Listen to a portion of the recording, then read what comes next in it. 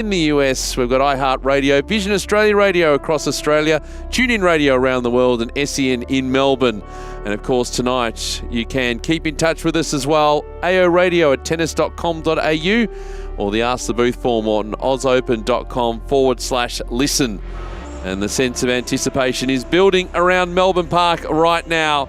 And we are looking forward to bringing you this final tonight. I'm Peter Mercado alongside Jill Krabus. As Jill, you'll be all the way through. Steve Pearce will come in for sets 2 and 3 if needed.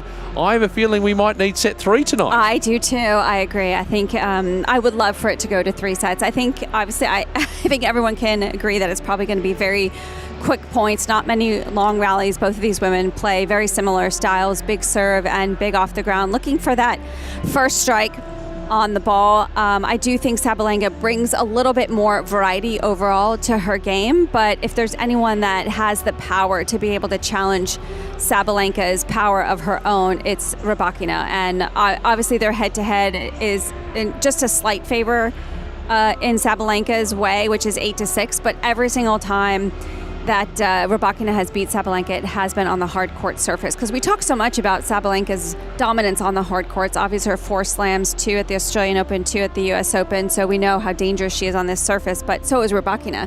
She's been able to get those 6 wins that she has against Sabalenka on the hard courts.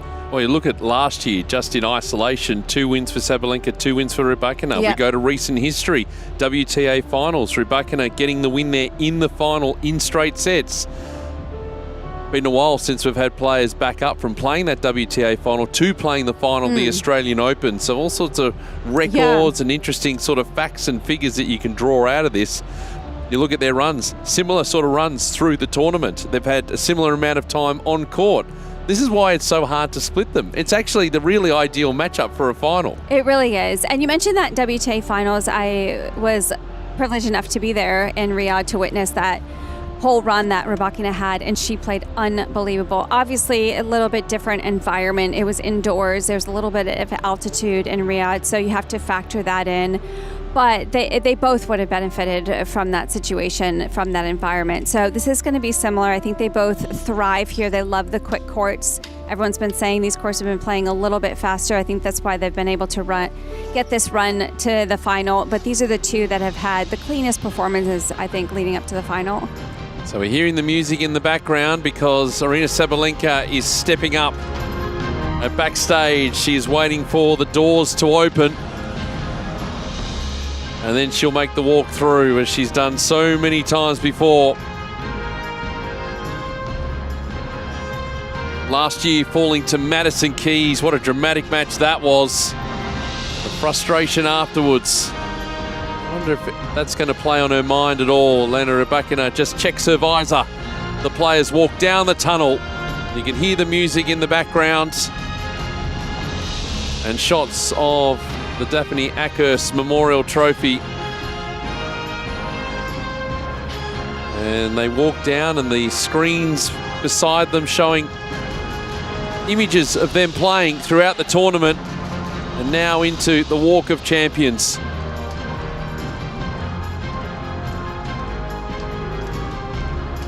So many great names.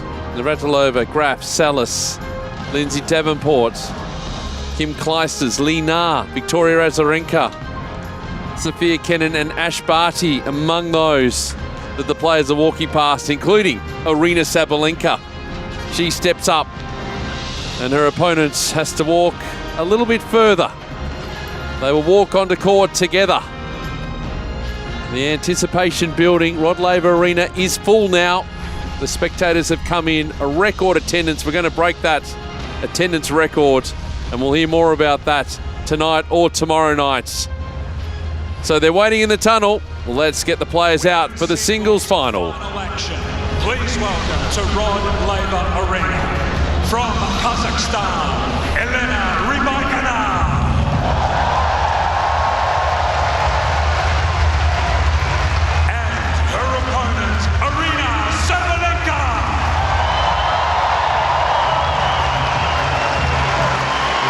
Well, she has said, I want you Aussies to cheer for me, all the way through Brisbane, which she defended her title a couple of weeks ago.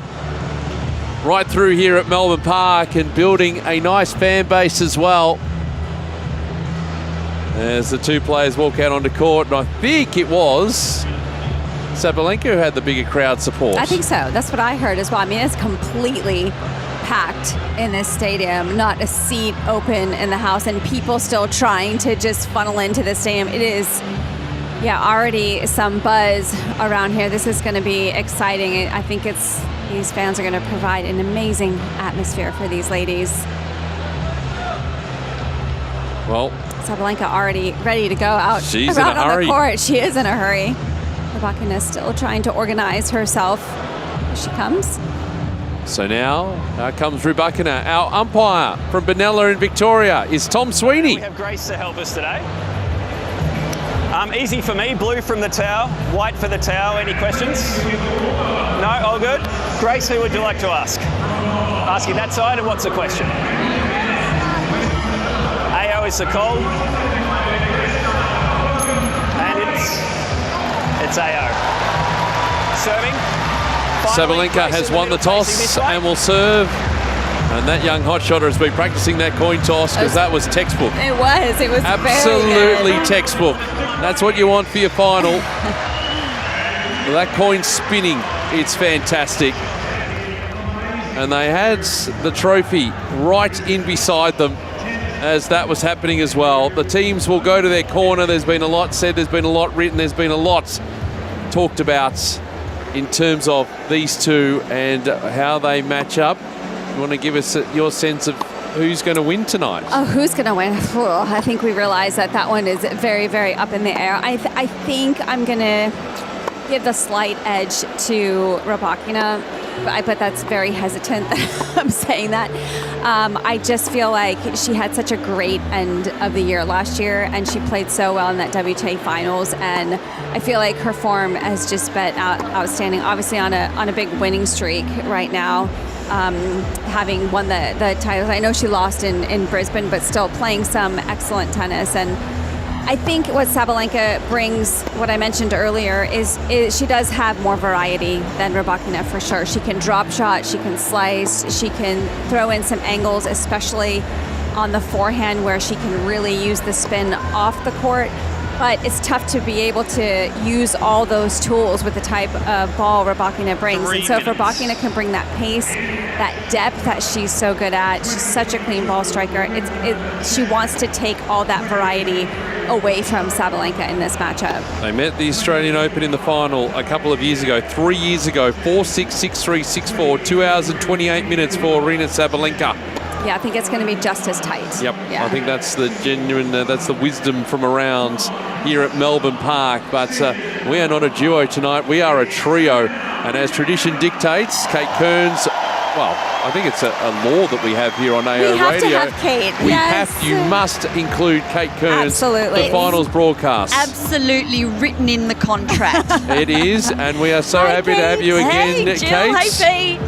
Very excited for tonight's match. How do you think it's going to play out? Oh, I'm leaning now towards Rybakina. I've changed my mind since 11 o'clock this morning when I said Sabalenka. But no, I actually think Rybakina can.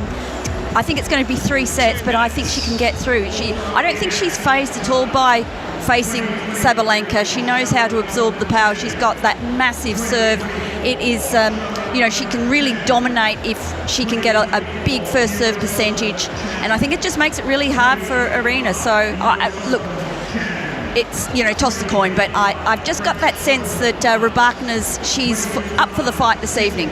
I've changed my mind 50 times since we knew what the final was. Now, most importantly, Kate, we've got people's emails coming through. We certainly do. How can they get in touch with us this evening? Well, go to the Ask the Booth form, fill it in at ozopen.com or emails aoradio@tennis.com.au. I need names. I need where you're listening to us from. I want temperatures. I want to know all the details of your life, and then I'll decide whether or not I can read that out on radio. Yeah, fair enough. I think that's sensible practice there, but if you don't give your name, Kate's going to make up one for you. So you do not want that. You do not. No, that's just something you need to avoid it.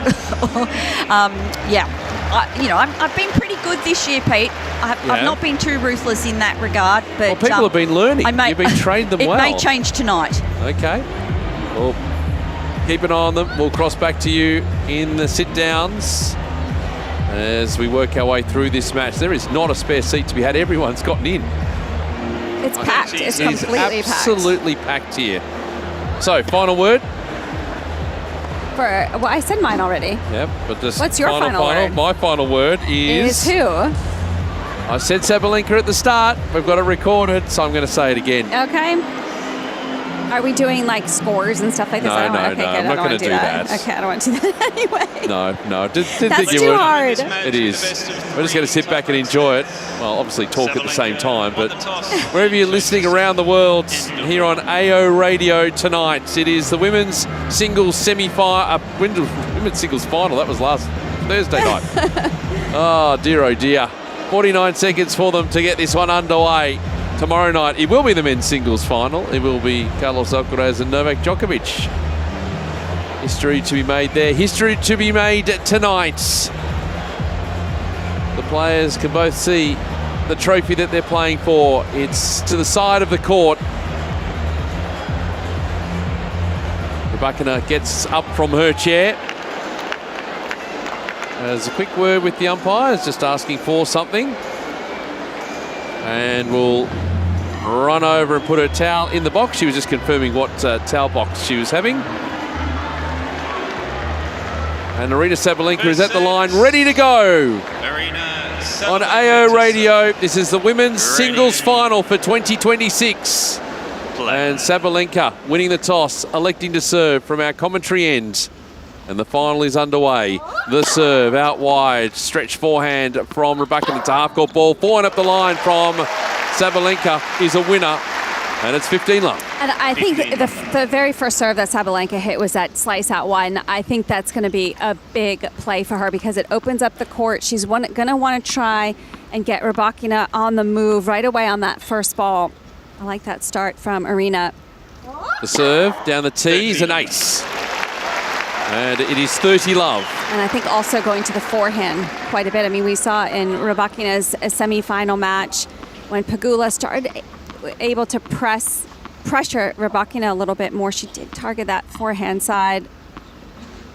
As in this opening game, Sabalenka will serve out wide. Rybakina with the cross-court forehand. That's a clean winner. That was fast. Cross-court. That shot through the court. And Sabalenka can't believe it. It's 30-15. I know. She just smirked and looked at her team and just gave a little smile.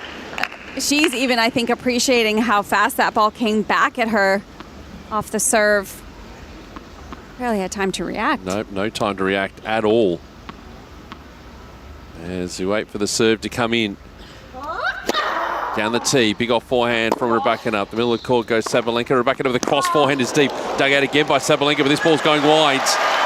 And she just sort of glares up for a moment because that's a heavy ball that Rybakina's bringing to the table. It's 30-all. And great target, too. Just got that ball nice and deep. And she disguises it well when she runs around to take that forehand. She can take it anywhere. That time whipping it more inside in. So now we wait. And the serve coming in. Out wide, guessing there was Rybakina. Another clean winner. Forehand up the line. She was leaning that way. She read it. It's break point early here for Rybakina. She was leaning that way significantly, actually. As soon as Sabalenka went up for that toss, she moved over very early to take that serve away from Sabalenka. As we wait now, the serve from Sabalenka. Out wide, backhand. Oh, almost hit the umpire's chair from Rybakina. Tom Sweeney had to lift his legs.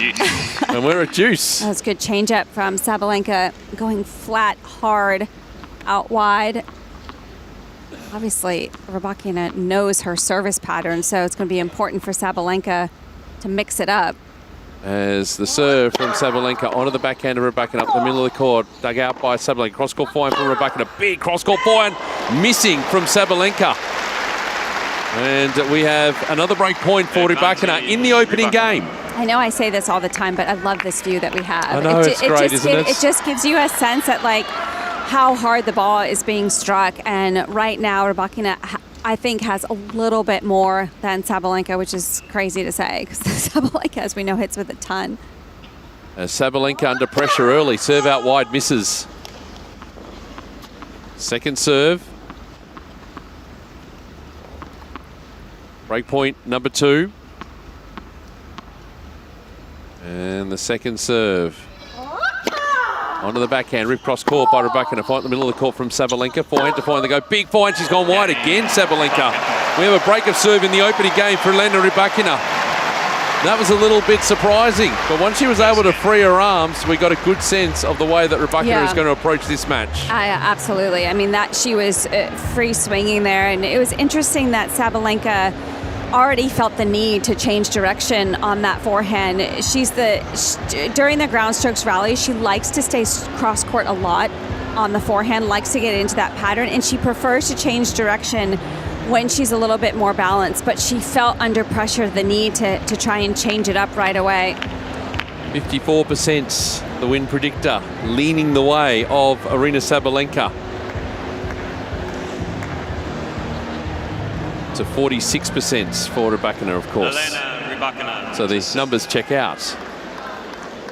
So Elena Rybakina from our broadcast end, the northern end of Rod Laver Arena, with the break already. The serve down the tee is an ace. I would not be surprised if Rybakina went out and hit a ton of serves after that semifinal match against Pegula. She ended up coming up huge in the tiebreak, got a couple aces in that tiebreak to be able to push through and win in straight sets. But overall, her first serve percentage has dipped a little bit in the quarterfinals and the semifinals. First serve misses here from Rybakina. Second serve. And serve onto the backhand. Rip cross court from Sabalenka. Up the line from Rybakina. Cross court point. Sabalenka goes long in the juice court. It's 30 love. 30 love. Sabalenka already lifting her arms, looking at her team. Frustrated, a little flustered that she sprayed that one long. Margin is 7-3, the point spread right now. Looking to win her 10th match in a row versus a top 10 opponent. Sabalenka, Świątek and Pegula, some of the victims for Elena Rybakina. First serve goes into the net. Second serve. And this serve onto the forehand of Sabalenka up the middle of the court. Backhand to off backhand. That's long again from Sabalenka. Just notice there, Jill. Rybakina, very cool and calm. It just seems like she just, in this instance, had so much time on the ball. Well, it's interesting because normally when Sabalenka takes that huge swipe on the return, the opponent's on their back foot, like expecting that big ball. But you're right, Rybakina just actually stepped into it and looked like she had all the time in the world. The serve goes into the net from Rybakina. Second serve. And the serve. Backhand cross court. That's wide again from Sabalenka. So Rybakina off to a flyer. It's 2-love in the opening set here at the women's singles final on AO Radio. Yeah, I think the way that Rybakina came out with those huge strikes on the ball in the first game, I mean, nothing that we didn't expect at all, but somehow it's rattled Sabalenka already a little bit because she sprayed a couple balls that you wouldn't necessarily expect in that game. It is interesting because it's not as if there's any surprises out there. Right, exactly, yeah. Tactically, as the serve from Sabalenka from the far end onto the backhand of Rybakina. Cross-court backhand from Sabalenka. That's a winner. Yeah. That would have felt good. It's 15-love. Smart choice on the serve, going hard into the body of Rybakina. So it's the first return she actually got a look at because Rybakina had to get out of the way and she kind of lofted it more up in the air. As the serve coming in from Sabalenka out wide, missing. I'll let everyone watching on our YouTube live stream as well. You have been throughout the tournament. We'll be back tomorrow as well. Second serve. Big forehand. Hammered up the line from Rybakina. 131 in the middle of the box saying, hit me. It's 15 all. And she did. She absolutely did. But that's when you have the game over Rybakina, that's what you have to do. Any second serve that's just going to sit in the middle of the box, she's got to take advantage of it. That was a 126 kilometer an hour return from Rybakina. The serve here, and it goes long.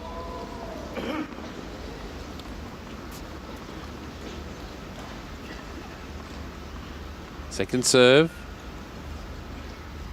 And the serve. Back up the middle of the court from Rybakina. Cross court forehand, nice from Sabalenka, going back in behind. Didn't have to overplay that one. It's 30-15. She did well to stay up on the baseline after that second serve, not hitting and jumping backwards, and got her legs nice and low to be able to handle the pace of the return. So Sabalenka prepares. And the serve out wide. It's missing. 8 minutes on the Rolex clock.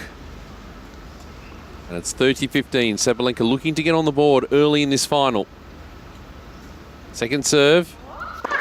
Inside the baseline, playing the ball up the line is Rybakina with her backhand. She just pushed it wide. It's 40-15. That was interesting. You don't necessarily see Rybakina try and redirect right away off the return down the line, but obviously a tactic that she's trying to use off the second serve.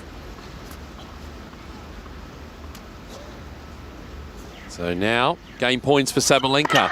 Serve down the tee, misses. Full house. A sellout here for women's singles final night. The second serve, forehand up the middle of the court from Rybakina. Off forehand from Sabalenka. Cross-court backhand from Rybakina. Matched by Sabalenka deeper. She'll continue in that direction, but take the net and go wide is Sabalenka.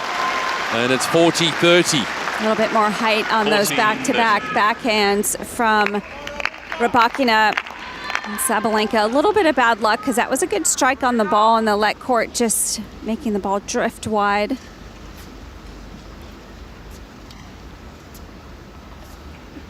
So game points.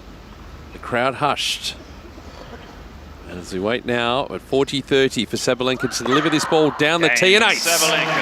That will feel better. Settle any sort of nerves that might be lingering for Aryna Sabalenka. Rybakina, the early break. It is 2-1 in set number 1. AO Radio, live around the world. We welcome your messages from all over the world, and Kate Kearns will bring them to you. I certainly will. I've got one here from Tanya, who's listening from beautiful Edinburgh. It's 5 degrees with green grass and grey skies, and the coffee is in hand. Thank you for the fun conversations and exciting play, action. Each match that she's been listening, she doesn't want the slam to end, but looking forward to these finals. Cheering for good tennis and hopeful that Sabalenka can raise the trophy again this evening. Thanks, Tanya. Tiffany's listening to us from Nimbin. It's 26 degrees Celsius. That sounds like very pleasant weather, quite frankly. And just a go Aryna and go Novak. Okay. Predictions for tomorrow as well. We'll take them. Yes, we will. Safe's listening to us from the Netherlands, Tilburg, where it's cold and breezy. Loved the Riba final 3 years ago and very much looking forward to tonight's match with a mug of matcha in hand. Hoping that Saba wins, but not concerned if Rybakina does, because that would pain him the least. Thanks for the wonderful commentary. Oh, thank you, Kate, for the wonderful messages coming through. As Elena Rybakina, the far end from our commentary position, serving a 2-1 in the final first sets. First serve goes wide. Second serve. And she will get ready now and just waiting till the ball kid gets back into position. Second serve. This takes the nets and flies well long. And Sabalenka had read where that serve was going. But already her stance on the return looks a little bit more ready and alert from Sabalenka. I think a little bit lower with the legs right out of the gates. So we wait now for serve out wide missing from Rybakina.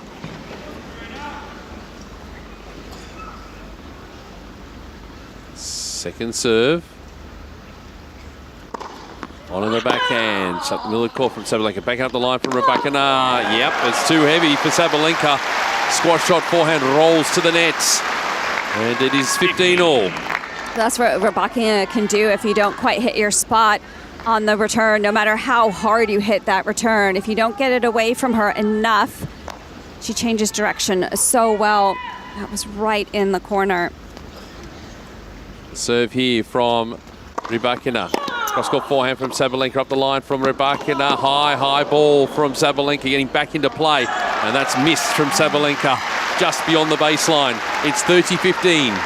That was good control off of that forehand from Rybakina. Again, just able to change direction down the line with a little bit more height. She did a good job of being able to control it, so she caught the corner.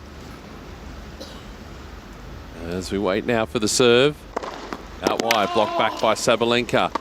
Back the other corner from Rybakina. Sabalenka was there, the cross forehand into the net though. And it's 40-15. And the hustle from Rybakina. Getting the job done again. On top of the ball so fast. And a little frustration from Sabalenka because she felt like she was there. Just didn't like the way she hit the ball. Couldn't quite get the lift that she needed to get it over the net. As we wait now for the serve. Down the tee, misses. Second serve.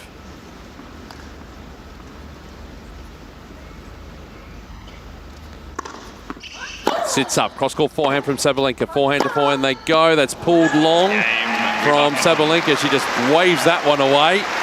And it's 3-1 now in the opening sets. 3-1. It's amazing. It was already in the first game that we saw some mannerisms from Sabalenka. I mean, I think maybe realizing that she was getting behind quite early in the rally because of the pace of Rybakina, and we're still seeing it in that game. She has to find a way to compose herself already.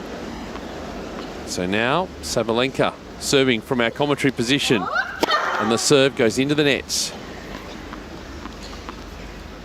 Second serve. And the serve onto the backhand of Rybakina. Forehand up the line from Sabalenka. The ball in return going big from Rybakina. 15-love. And nice from Sabalenka. That return was the first short reply we've seen from Rybakina. Sabalenka did well to move up to the ball.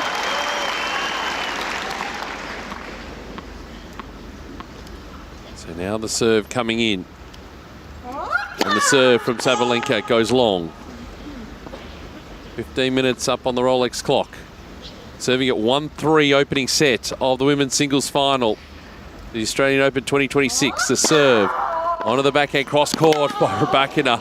Doing well to get it back is Sabalenka, and Rybakina looks to go up the line, but she's missed. Not by much, but didn't have to really go that close to the line. It's 30-love. I mean, that in a way, even though she missed, does put pressure on Sabalenka. You can actually see it in Sabalenka's face. Just a sense of relief that Rybakina missed that down the line. As the serve comes in, down the tee, picked up by Rybakina. Forehand up the line from Sabalenka. Sliced up that line into the net from Rybakina. It's 40-love.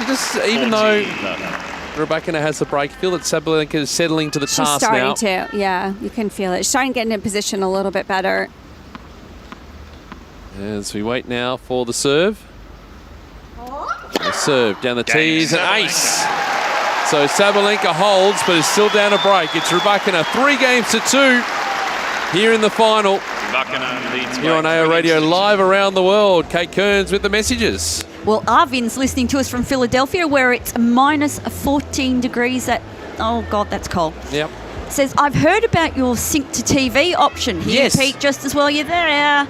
But after trying every single day for the past 3 days and failing, I'm not sure what I'm doing wrong. Saying that clicking the delay button doesn't seem to help at all. And there's just a little sad face, a little sad emoji. I'm terribly sorry about that. I know some of the technical knowledge, but I don't know all of it. I don't know any of it. We'll get our boffins working on it, so hopefully we can have it ready for the men's singles final tomorrow. It's about the best I can offer, Kate. Well, Oven's also hoping that Rybakina wins, but he's very nervous. He said he's still traumatised by the 6-1 first set that she won against Iga at the French Open last year.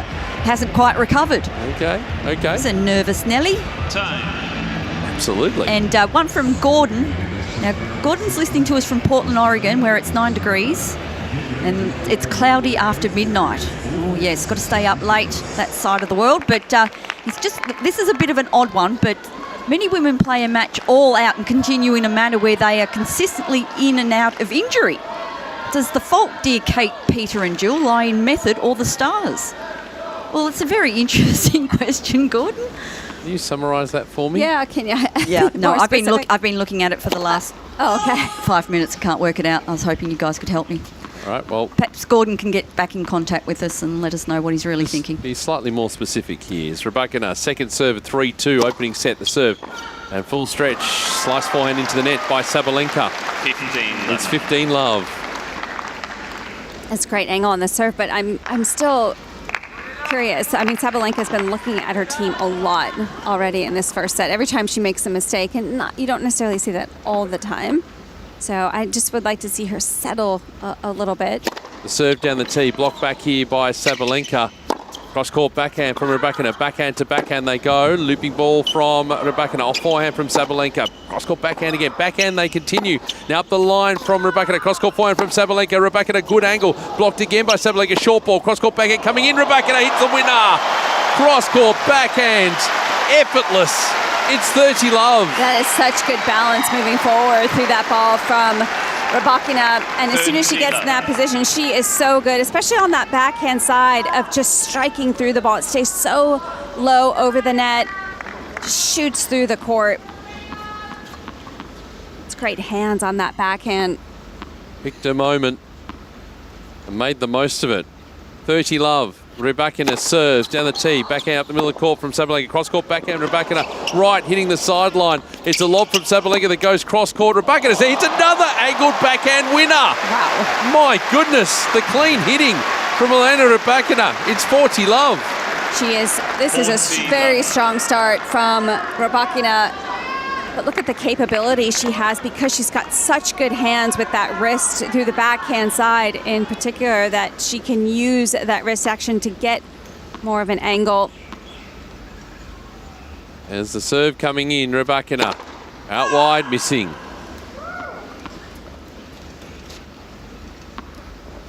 Second serve.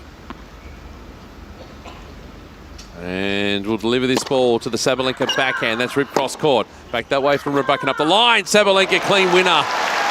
Woo, the clean hitting from these players, it's great. Amazing. It's 40-15. Yeah. I almost feel like Sabalenka needs to do that first down the line. She's a little bit better at redirecting, I would say, on the backhand side when she has the line open. The forehand doesn't quite get more line, but the backhand, she's very good at leaning into it and finding that part of the court.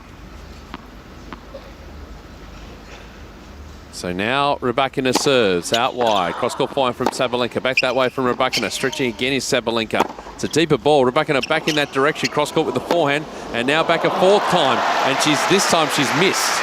That's a good ball get. stayed lower. It's 40-30. Those were great gets from Sabalenka. And she went to that forehand slice because she was stretched so far out wide. But again, it was low, like you said, Peter. And just Rybakina's coach, Stefan, motioning that she should have taken that one down the line. She loves getting a lot of info from her coaching team.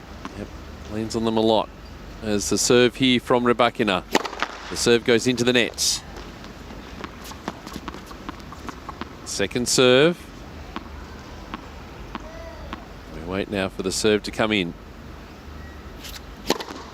That's out wide. It's a slice across court from Sabalenka. Just full stretch. The ball drifts wide. 4-2. Rybakina is on and ready for this contest. Opening set of the women's singles final. I love that serve right there, that second serve. She took pace off, but still went for that kick, but purposely went for the shorter part of the court and caught Sabalenka far enough back where it just kicked away from her. As the serve now from Sabalenka. Out wide, full stretch is Rybakina with the forehand, and that's a 1-2 play from Sabalenka. Cross-court backhand winner. It's 15 love. 15 love. That time, Rybakina not covering that out wide serve, and Sabalenka finding enough to get that first strike on the ball. As the serve from Sabalenka. Forehand picked up by Rybakina, goes long, and it's 30-love. 30-love. Rybakina jumping to that return, trying to take that first serve early to rush Sabalenka. It's too good of a serve. Sabalenka readies. Serve down the tee, goes long. Second serve. And the serve. On the forehand. And into the net goes Sabalenka. It's a heavy ball from Rybakina. It's 30-15, and that's the pressure on the second serve. Percentage is good for Sabalenka, though. 62% first serves into play. 69 on the first ball, half on the second. Rybakina, by the way, first serves into play 40%, Jill. As you noted, the importance of that first serve for Rybakina. The serve here for Sabalenka goes out wide. I mean, the amazing thing is she's still up a break. Yeah. So has been able to hold serve even with a lower first serve percentage. Hasn't faced a break point. Second serve, Sabalenka onto the backhand of Rybakina, cross court, back that way from Sabalenka, blocked by Rybakina into the nets. Looked to drop that ball in short, is all she could do. 40-15. Nice there, going behind Sabalenka. I think she understands that when she has time, that is a good play to try and back foot Rybakina. It's a lot when you're that tall to have to change direction when your movement is going a certain way. So the serve now. Down the tee's an ace. Sabalenka. And for Sabalenka, that is ace number 4. And keep you in touch with Elena Rybakina. One break in it. It's 4-3 opening set here on AO Radio, live around the world. Kate, what have you got for us? Well, Gordon's back in contact. Okay, we got clarification. He was wondering about Raducanu and Fernandez in terms of obviously coming onto the scene, making the US Open final, and then struggling with injury since. Oh, I see. Okay. Does that make sense? A little bit. I don't know if does. Fernandez has been injured that much, but No. Raducanu has dealt on and off quite a bit since then, yes, where she's had to take some time off. I think she got wrist surgery as well since then. She has. And it's so Both. tough to be able to come back from an injury because the amount of mental strength it takes to trust your body again is not the easiest thing to do. And you know, I think your training block gets disrupted, that you can't like give it full 100% capacity when you're trying to train to come back for tournaments. So it's tough, and it's, you know, for both of them, it's a lot of expectation on their shoulders. I actually think Fernandez has had some decent results since then, but you know, our attention goes so much to the Grand Slams that we forget. I think that Fernandez has had a couple titles since then, so she's been in pretty good form. Actually won her biggest title, I think, last year at the 500 event in DC. So that's a big title. So, you know, it takes time. We can't just focus always on the slams, even though that's where you want. And they're still very young. Where you want to peak, and they're still very young. They have plenty of time. Absolutely. Good. Yes, that's correct. Kate? Thanks, Gordon. Serve down the tee, blocked back here by Sabalenka at the middle of the court. Off forehand, another clean winner from Rybakina. It's 4-3, 15-love here in this opening set. Winner count 7 for Rybakina, 6 unforced errors, 9 winners for Sabalenka, 6 unforced errors. It's a clean match. The serve. Rybakina onto the backhand of Sabalenka. Up the middle of the court with forehands now, both players. Now onto the Sabalenka backhand goes Rybakina. She's in the out court, plays another angled ball. This takes the top of the net, falls back on her side. It's 15 all. Well, that was had a good strike on the ball there. She got unlucky that it just clipped the net because Sabalenka was being pushed back, and those two balls she fought off, she really just lifted there for Rybakina to take control. Serve there for Rybakina, serving from the far end from our commentary position. The serve down the tee is wide. Second serve. Sabalenka stepping inside the court for this second ball and delivers onto the forehand. Forehand at the middle of the court from Rybakina. They trade forehands in the juice court. Heavy ball, clean winner from Sabalenka. We had a good view of that one, Jill. It's 15-30. Well, that was just way better depth from Sabalenka off the return. And I love the fact that she stepped in a couple feet inside the baseline, and Rybakina tried to go into the body because she saw it, but Sabalenka was quick enough to get out of the way and also create great depth in that rally. So now everyone settles again. They're enthralled by this contest. Rybakina to deliver this ball at 15:30. The serve goes long. Second serve. And the serve. Onto the backhand of Sabalenka. Cross-court backhands from both players in the ad court. And up the line goes Rybakina. She's just missed. Just off target. And it's break-back points here for Sabalenka at 15:40. That was the exact same one she missed before. I mean, again, only missed it by an inch, I think, but still a great strike on the ball. I don't think she should stop going for that shot. I mean, it's really about just bringing in the margin ever so slightly. 28 minutes on the Rolex clock. The serve for Rybakina out wide, an ace. 40. Her second for the match. It's 30-40. 174 Ks out wide.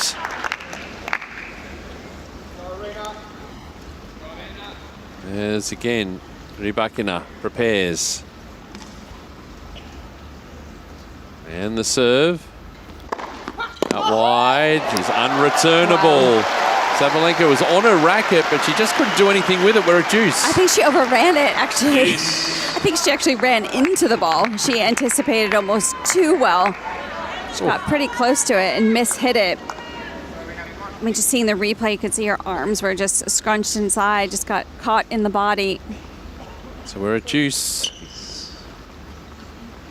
The break points come and go for Sabalenka. And the serve from Rybakina. Out wide, block back Sabalenka into the net, and well, she just bangs the racket into the court. She's trying to hold that emotion. Rybakina. She's trying to chip that one back again. While shooting through the court, just you feel like you don't really have time to come over the ball with a topspin swing, and she's just trying to chip that ball back in play. Serve coming in from Rybakina into the nets. Second serve.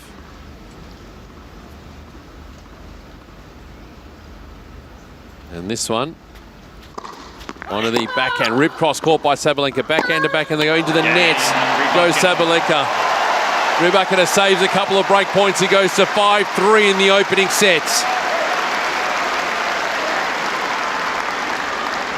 It's the backhand when Rybakina really sees that ball cleanly and gets good balance. I mean, there's been a couple times that you feel like Sabalenka feels rushed with the pace of the Rybakina backhand specifically. We look at the forced errors. So being under pressure, 11 for Sabalenka, 3 for Rybakina. So Sabalenka now is serving to stay in this opening set. Half an hour up on the Rolex clock. And the serve from Sabalenka from our commentary end. Onto the forehand of Rybakina. Short ball, and the off forehand win is good from Sabalenka. It's 15-love. Yeah, easy there for Sabalenka. Again, still going for that out wide serve a lot on that deuce court. We saw in the first game, Rybakina knew it. She was all over that serve, but with the mix-up from Sabalenka, now her court position isn't so far over. Sabalenka serves onto the backhand of Rybakina. That backhand is up the line, but it's wide. 30-love. And it's 30-love. Be nice for Sabalenka's case, just get a pretty easy service game after having a couple break points to put that pressure back on Rybakina. As the serve here, onto the forehand of Rybakina. Cross-court backhands from both players in the ad court. Heavy topspin from Sabalenka, gets a short reply, now goes into the open deuce court for a winner. It's 40-love. Now looking very calm. Sabalenka just took a deep breath after that point. Looking a little bit more composed.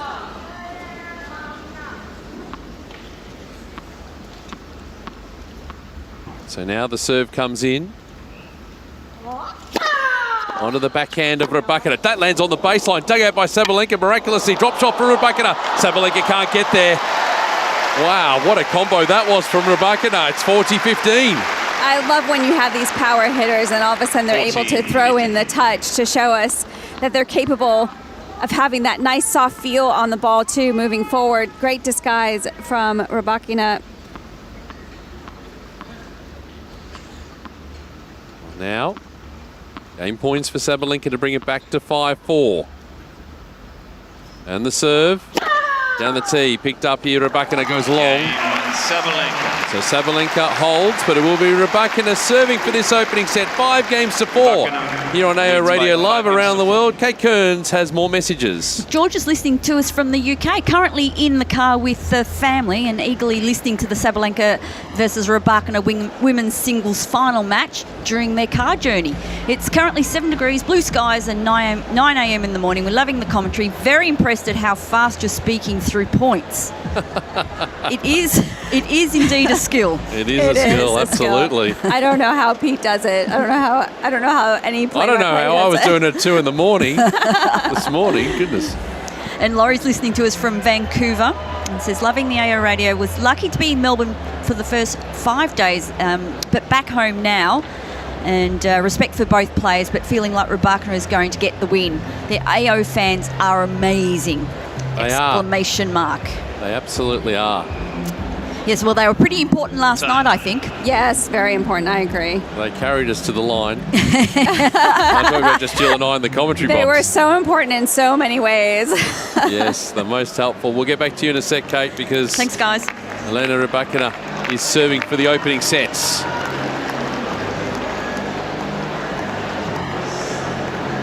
Crowd, just the murmurings. As now Rybakina sets up. Was under a bit of pressure in her previous service game. And the serve. Out wide, misses.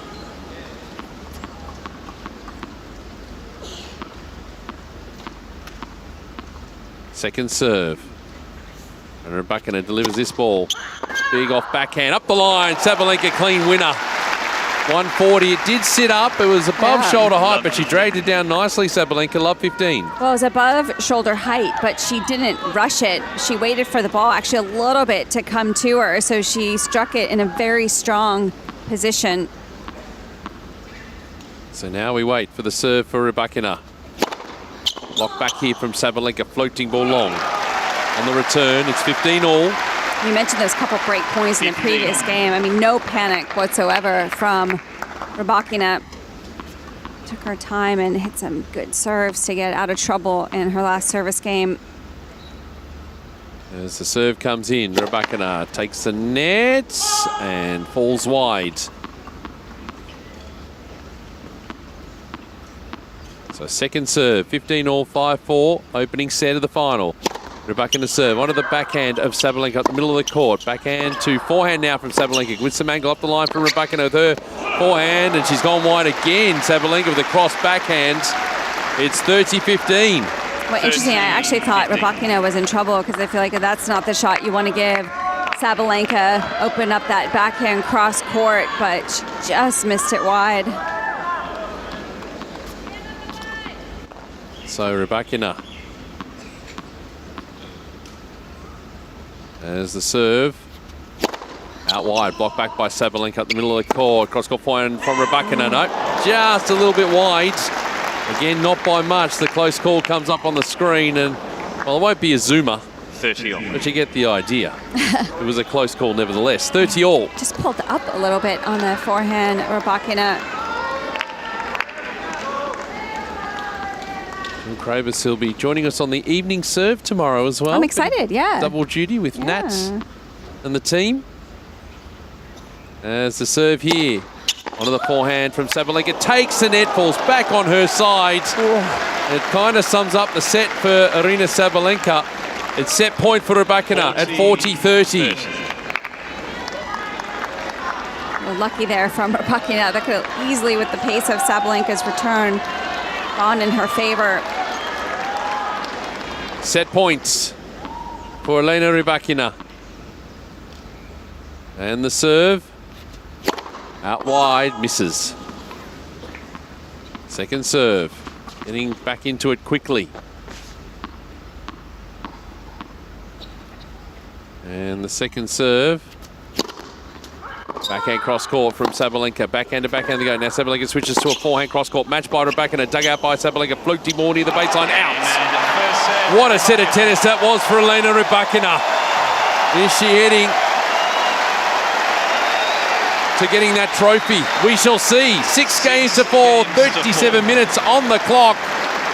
Well, let me just check if there's a Steve Pearce on the other side of this door. I bet there is. We Oh, can't he's even going to open the break it. door. There he is. Right, Kate, He's Jill, so pro. I'm going to leave you with it, and Steve's going to take you through the remainder of this one. Have fun.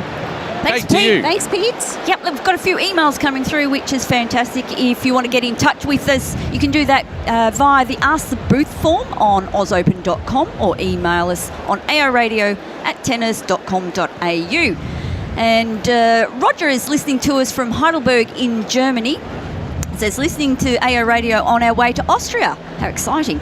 Excited for the Sabalenka-Rybakina matchup. Rybakina winning this AO will be good for the tour in 2026.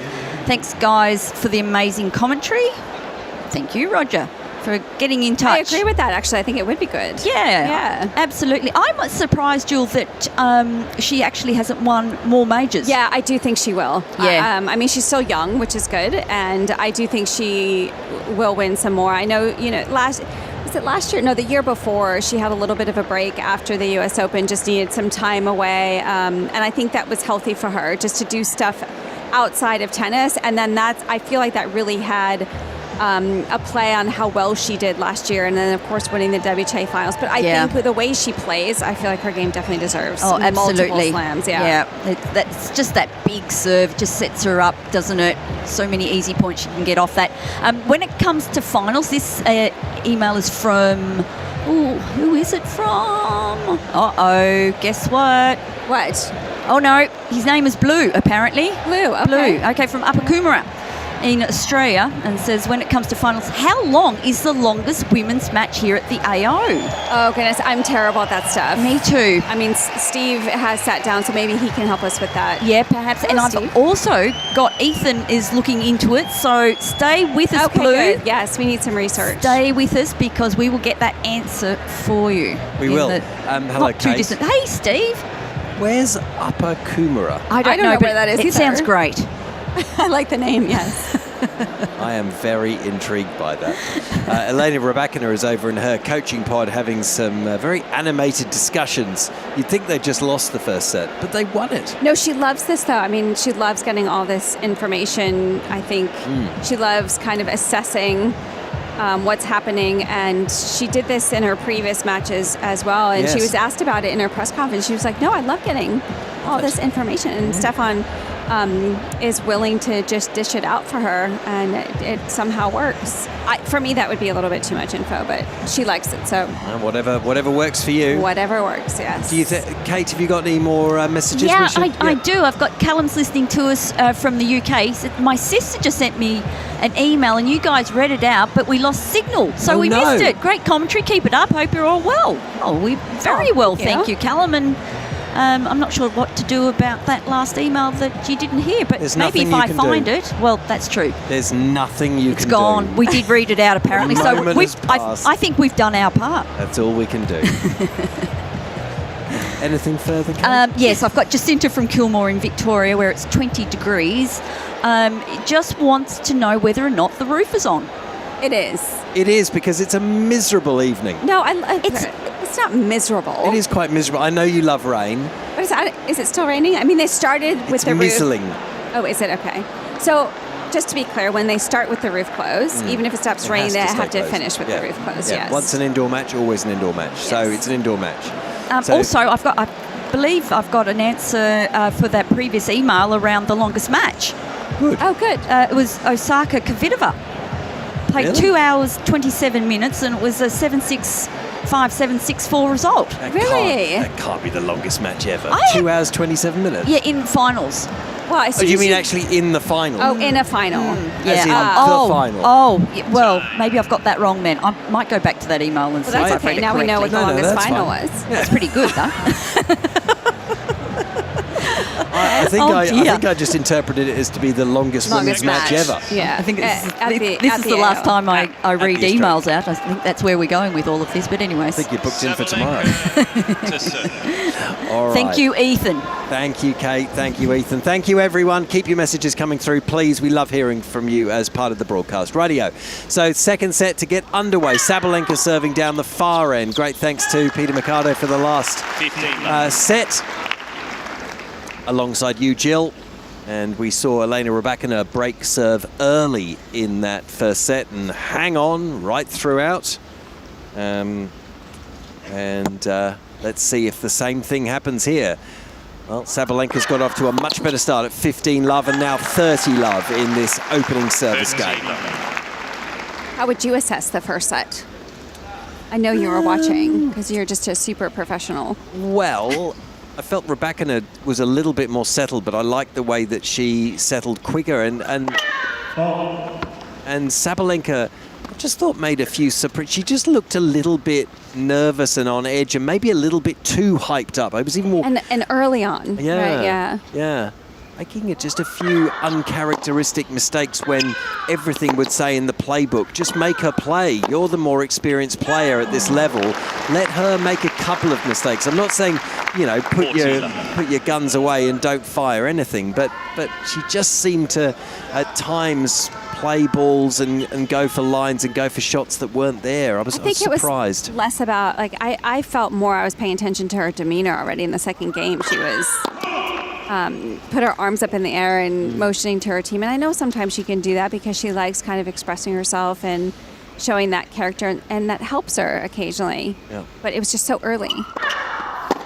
Rybakina with a very heavy forehand. Well met by Sabalenka this time, very low over the net, and Sabalenka that time didn't get the elevation she wanted. 40-15, opening game of the second set. She did well to pick up the return. It was a huge strike on the ball from Rybakina down the center of the court.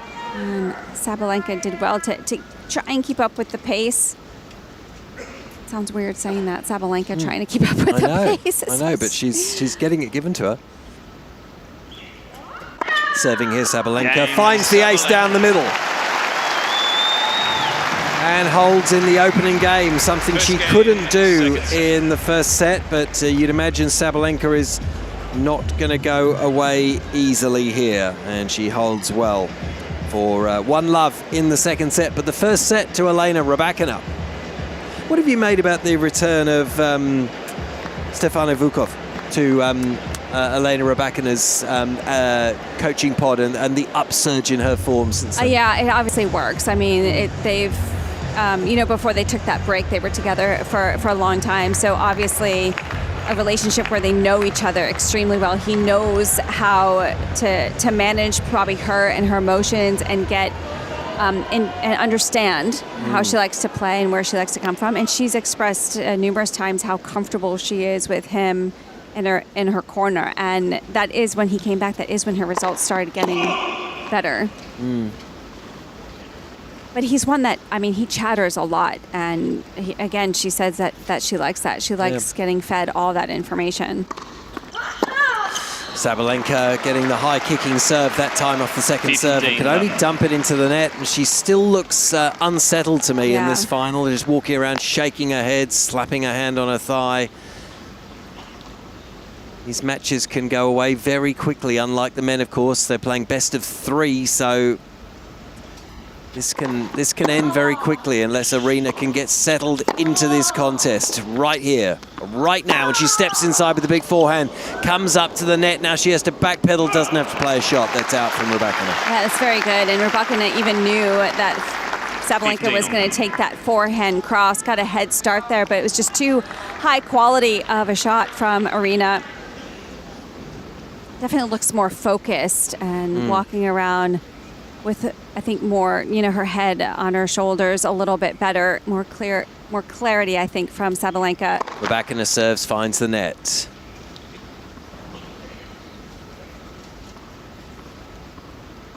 "47 minutes played on Rod Laver Arena for this final." Serves to the forehand of Sabalenka, who goes straight back at Rybakina. That one's long from the Kazakh.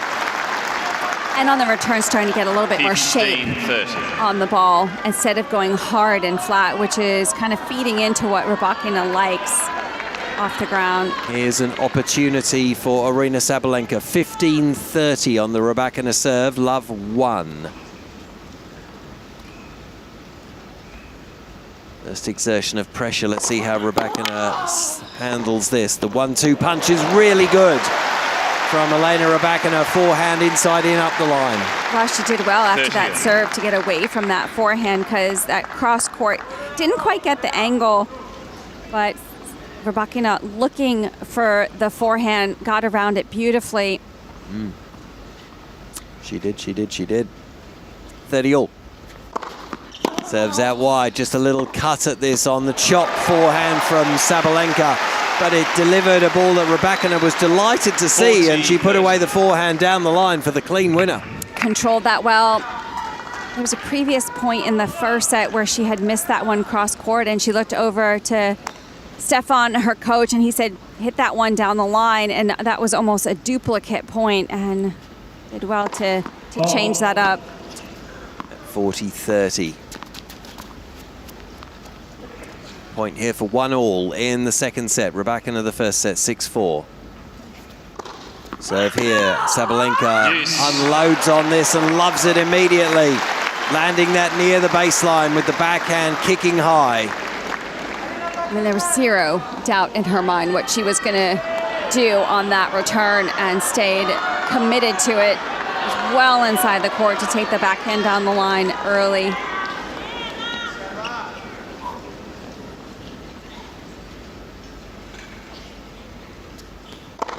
Serving here out wide, Rybakina, that's good serving. That's going to float long from Sabalenka. She can't control that ball. Advantage, Rybakina. 172 out wide. Earns her another game point here for 1-all.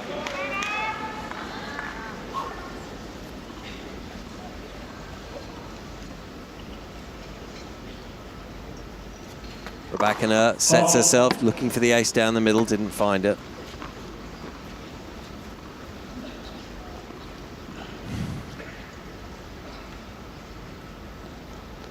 Second serve, missed this as well, did Rybakina. Looking for the tee serve. Yes. It was a brave serve. Yeah, it was, but she really wanted to avoid the backhand, it seemed like, on that kick serve. Didn't feel comfortable going over there, and I mean, missed that one by a lot going down the tee. So we get to deuce on the Rybakina serve. I'd love one.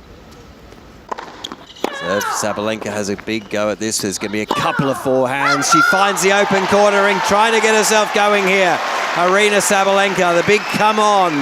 And she's got a break point. Sabalenka. Again, a definitely more high quality shot off the return, and a shot that's what she wants to produce consistently. The little bit more height over the net, the heavier spin, forcing Rybakina to hit up. So the first moment of real tension and pressure for Elena Rybakina. Sabalenka meets this first serve on the run, makes another ball. Good volley, really good volley. Low down forehand from Elena Rybakina. Yeah, that's too good. Sabalenka didn't do anything wrong in that point. Actually, I felt like hit a very good ball low to the feet of Sabalenka, but Rybakina, we don't see her come into the net that much in matches, but I feel like when she comes in, she's coming off a very strong approach shot. She handled that low ball beautifully. At deuce. Serving here, Sabalenka landing this back in the court on the backhand, swings around onto the forehand. Good depth, both players, in fact, good depth here. Rybakina kicking this ball up high, flattening out from Sabalenka. Big fist pump as well again as she goes cross court, and Rybakina can only find the bottom of the net, and the pressure is increasing here on Elena Rybakina. It's just an interesting rally from Rybakina 3 times in a row. A very different kind of shot that she just lofted in the air. Strange. Trying to take pace off or kick it up high? I think trying to get depth, but she just didn't have enough power behind it. So facing break point again, Elena Rybakina serves. This time she finds the net with the first serve. Is this the moment that Sabalenka can jump ahead in this set? Sabalenka unloads on a big backhand, but the opposite corner forehand is really, really good from Elena Rybakina. Found some absolute precision with that forehand. Sees off the break point. Yeah, again, very good from Rybakina that time. Sabalenka couldn't get as clean of a strike, just gave a little extra time there for Rybakina.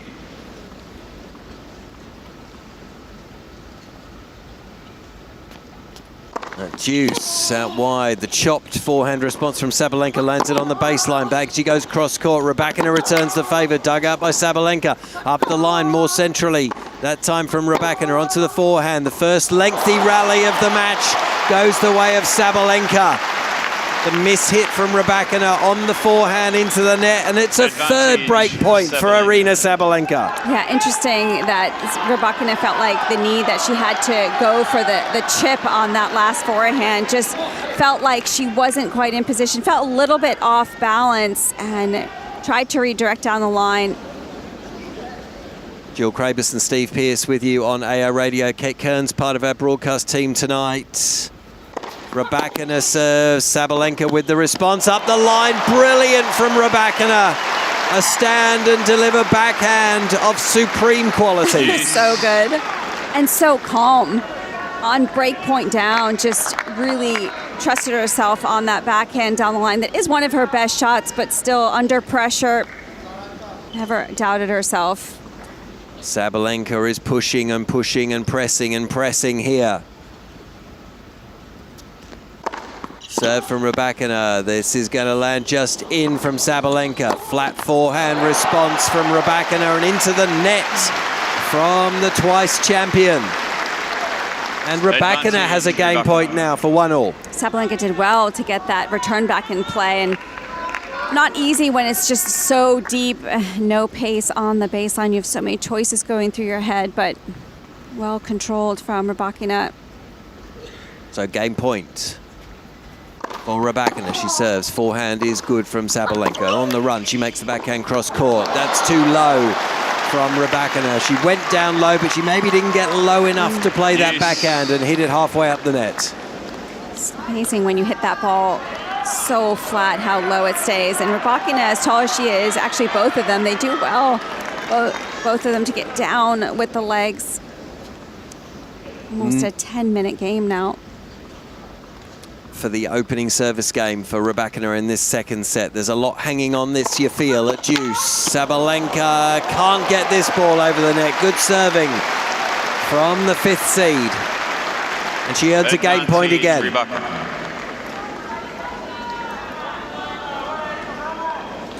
A bit of tension inside Rod Laver Arena right now.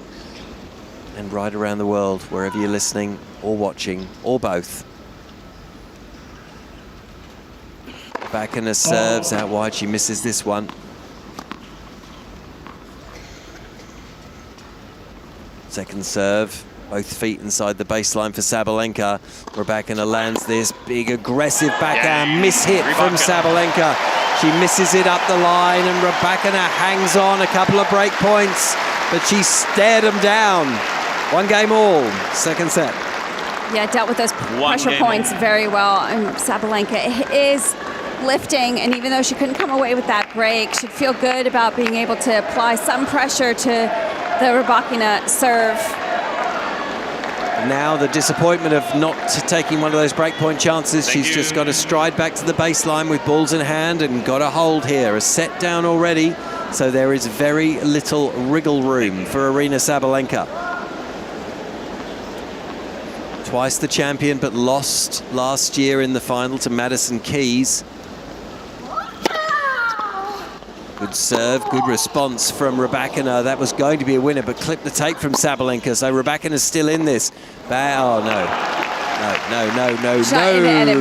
The backhand from Rybakina lands on the end of the Melbourne sign. Well, that was just a strange point, completely different than what we were going to expect. That let court Rybakina just set up for the backhand, and she just lofted it. It was not really much pace in the air, and Sabalenka was able to create the angle, got her way off court. 15 love. Serving here. 13. That's good serving. Forehand into the net from Rybakina. AO Radio right around the world. Great having your company, however you're listening to us. iHeartRadio, Sirius XM, courtesy of the ESPN radio network in the United States. Vision Australia radio network right across Australia. Tune in right around the world, and SEN here in Melbourne. However you're listening to us, or whether it's through the app, it's lovely having your company here for the women's singles final of 2026. Sabalenka serves a double. Wow. Well, it just looked that 30, looked like 50. that toss got way far away from her. It was way forward, and she's just motioning that to kick that one. And when you do that, you need to get the toss behind you a little bit. But she was reaching for that toss way away from her. 30-15, 1-1 in the second. First set. Elena Rybakina, if you're just joining us here on AO Radio. Serves down the middle. Rybakina with an extravagant forehand.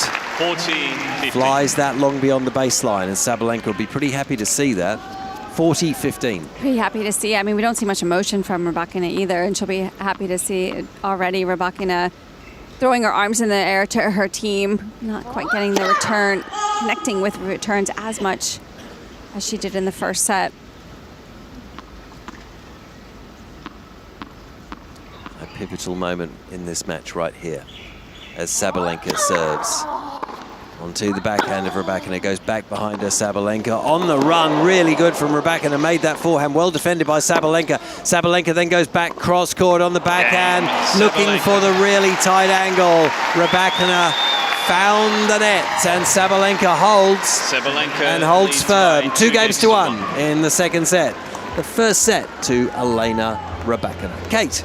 Steve, you'll be happy to know that Upper Coomera is between Brisbane and the Gold Coast near Dreamworld Amusement Park. Have you been to Dreamworld? Yes. I have, yes. And that's from Mark from Sydney, and he also wants to know whether or not Jill likes Vegemite.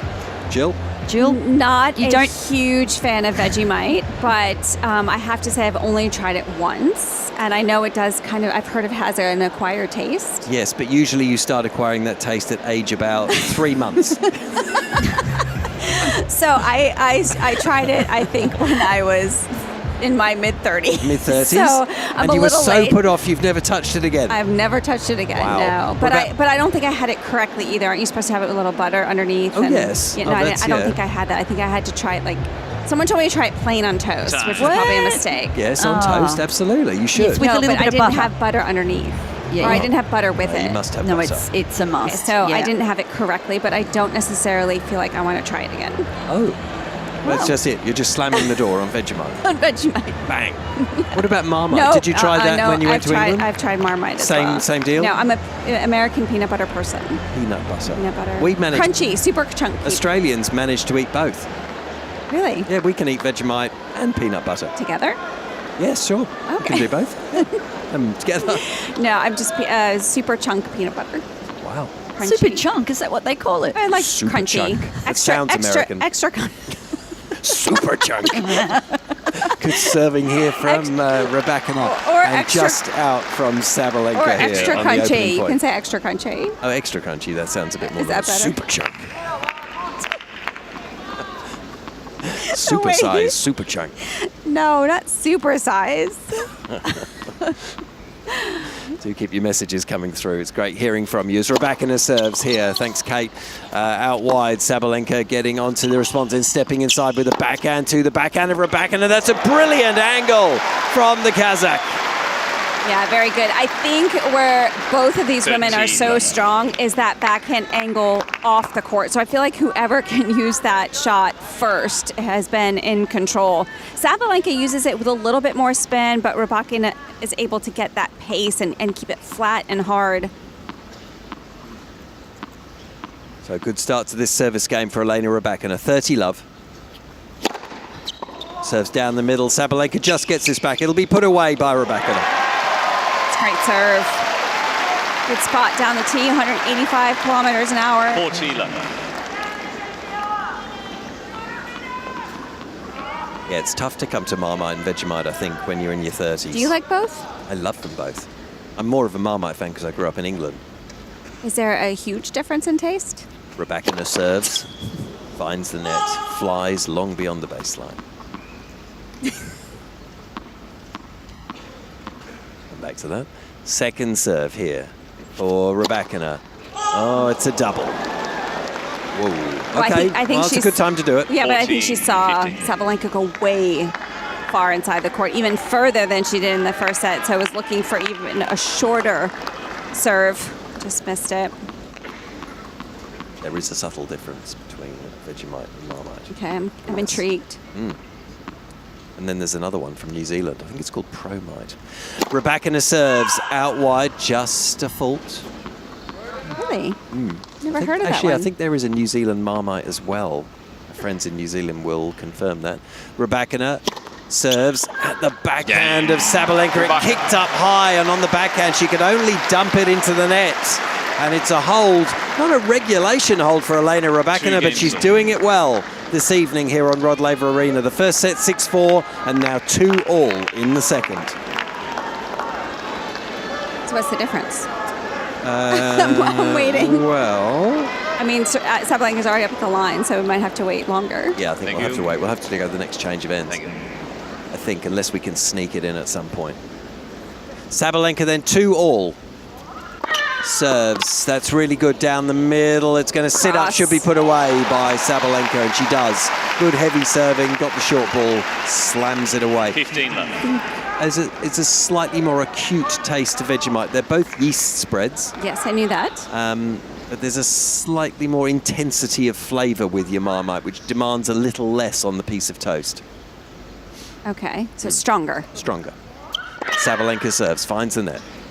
but tastes similar. Very similar. But the attuned palate can tell the difference.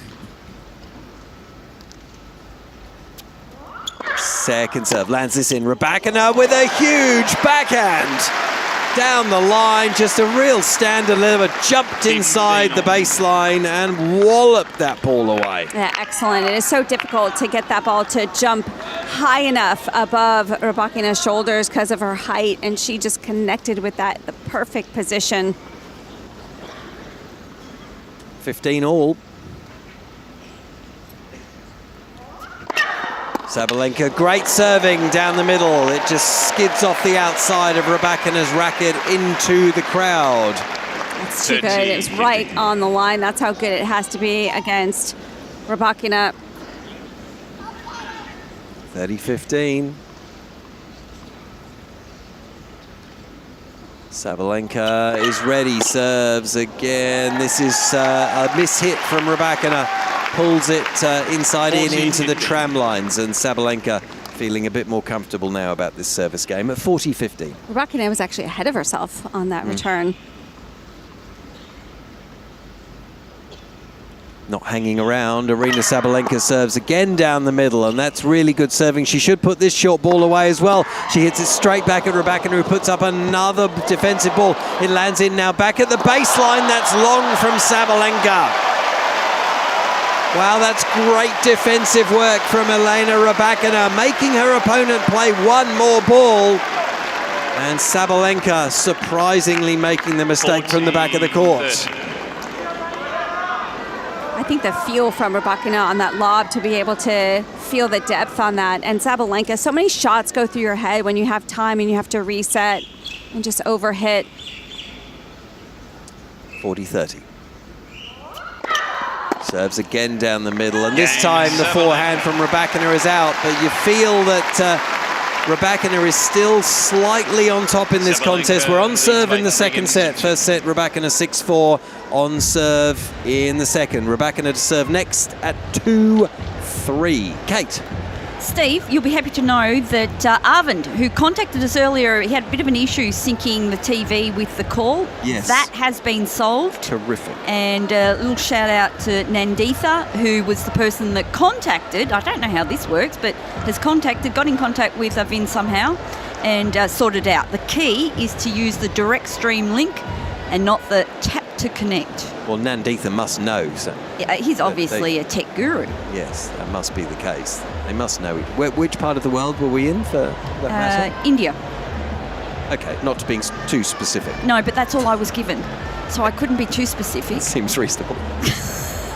I could make it up if you would like, but I don't have to for the next email, which has come from Chinmay, who is in Mumbai in India, a beautiful part of the world, and just appreciating the great call tonight. Also came across the AO radio feature on YouTube during the mayhem that was witnessed in the men's semi-final yesterday. Working in the office right now, and this commentary helps keep tabs with the score and the overall vibe of the match. That was not easy to say. No, but you did well. Keep up the good work. Well, that was from, what was the chap's name? Chinmay. From Mumbai. Probably saw me jumping Chinmay, out of my chair non-stop last night. Yeah, that's exactly right. Well, we just kept Chinmay and everyone watching on YouTube. A little bit of a wave. And thanks for your messages. Do keep those coming through, and we'll get to as many as we can during the broadcast as Elena Rybakina is on the baseline and underway in this 6th game. Serving at 2-3. First ball into the net, second ball onto the backhand of Sabalenka. And then the players settle into a rally from the baseline slice. Backhand cross-court from Sabalenka. Then she flattens it out and gets the mistake she wanted from Rybakina centrally in the court. The forehand into the net. Love 15. For the Sabalenka backhand down the line, just clipped the net a little bit, and it was enough to change the rhythm on Rybakina, and that caused the mistake from Rybakina. But I think that part of the Sabalenka tactical play is to try and use that backhand down the line as much as possible. Rybakina serving then. Lands this on. That's a good backhand from Sabalenka, but we've seen that shot a few times tonight. The forehand change of direction from Rybakina right into the corner in this juice court at the sideline and baseline. That was beautiful. It was unbelievable. The forehand inside in. I mean, you feel like you don't have that much time on the ball, but Rybakina, great shape, great depth. She likes that pattern. Serving here, Rybakina takes Sabalenka out wide. She just chops this back into play on this. Oh, that's a mishit from Sabalenka. It's going to land out. Forehand rally ball with a fair bit of weight on it, but still a complete mishit from Sabalenka. 30-15. And I know Rybakina's backhand's probably a little bit more stable in pressure moments in particular, but that forehand she disguises so well. She can take it anywhere, and I feel like Sabalenka sometimes is guessing. Rybakina serves onto the backhand, and on the run, Sabalenka's still making this to stay, and she's covering a lot of ground, but she can't get that backhand back into play. She's being pushed around from side to side and taking in some big gasps here. Rybakina holding firm on the baseline, 40-15. They're so fast. I mean, Sabalenka is rushing to get back into position. That is saying a lot, and that just shows you how heavy Rybakina is hitting the ball, how much she's rushing Sabalenka in some of these rallies. At 40-15, that's just going too wide from Rybakina. Somehow Sabalenka has to get this match a little bit back more on her terms. Serve here, forehand right back at Rybakina. What does Sabalenka do here? She goes cross-court. It's in the wheelhouse for Rybakina, but she missed it that time. The forehand long, just up the line. And that's what can happen. She can pull off that forehand, and that's why we see Sabalenka, most of her shots are wanting her to get Rybakina on the move, running to that forehand wing. When she has time to set up, she's dangerous. But when you get Rybakina on the move on the forehand, that's where she can sometimes spray some balls. 1 hour and 11 minutes on Rod Laver Arena as Rybakina serves. That clips the tape from Sabalenka. It's a short ball. And Rybakina, it clipped the tape and went back to Sabalenka, but she couldn't adjust and play the passing shot in time. And Rybakina holds, and it's 3 games all in the second set. Well, even on that short ball, Sabalenka guessed the right way, but Rybakina not feeling too under pressure on that because she knows the quality of her ball is so difficult to defend against. So even if Sabalenka guessed right there, she's still going to be in offensive position, so doesn't feel threatened to over press on that short ball. Both players changing rackets with the new balls, just getting rackets that are more tightly strung to get extra control as the ball flies through the air a little bit faster with the new balls. So Sabalenka is back at the baseline here. We're getting into the business end of this second set and quite possibly the match. 3 games apiece as Sabalenka serves at the backhand of Rybakina. She goes back behind her. That's going to float long from Elena Rybakina. 15 love. Just back-footed slightly, and it seemed like Rybakina had already changed her grip to hit the backhand, so couldn't quite adjust in time to strike over that forehand. Sabalenka then at 15 love serves out wide. Does Sabalenka have to do something different here for you, Jill? Well, I think she can. I think a couple times where she got the mistake, she went for a little, used the shape a little bit better off the ground, on the forehand especially. Serving here onto the backhand of Rybakina, and that's going to fly long, the backhand that time from Sabalenka, 15 all. I would also like to see her use some more body serves. But obviously, they have to be a little bit harder into the body, because if you give time, you know, Rybakina is pretty good at running around. So the kick serve, not so much, but the hard body serve, I think, is a good one for Sabalenka. 15 all. Serving, looking for the tee. She missed it again. First serve percentage is at 67 for the match for Aryna Sabalenka. She'd like that higher. Serves at the body of Rybakina, and she couldn't quite move out of the way quickly enough for Rybakina to make the backhand up the line. Found the net. It was almost, though. It was a pretty good strike. I think Sabalenka even felt that she got away with one there. 30-15.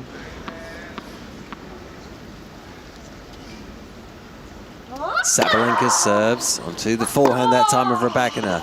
Repelled by Sabalenka with a couple of big backhands. That's still good, bringing Sabalenka in. She backpedals to the baseline, though, and has to take this out of the air. Great coverage from both women until Sabalenka makes the forehand volley winner. It was amazing movement at the net from both. I think that was such a high-quality point, and Rybakina did well to get to the short drop shot from Sabalenka, but 15. Sabalenka a little bit stronger at the net overall. She's more comfortable in the forecourt and did well off the first volley to quickly get back in good position to hit the winner. Thank you. The raised fist of Aryna Sabalenka. We haven't seen that too much tonight. 40-15 here. She serves, catches the net cord and flies out.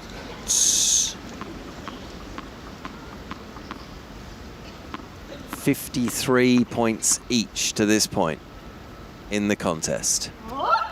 Serves, it's a double. Went big on that, yeah. Again, so flat on the second serve. It's a great strategy if you're Novak and you can deliver it, as he did a couple of times last night. Yeah, it was incredible. He served so well last night.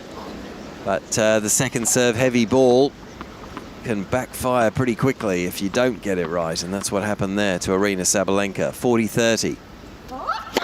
Let her serve. Extravagantly called out by Hawkeye. But of course the point was already not underway as the serve was net cord. Let's start again. Sabalenka. Serves, this time it is a fault.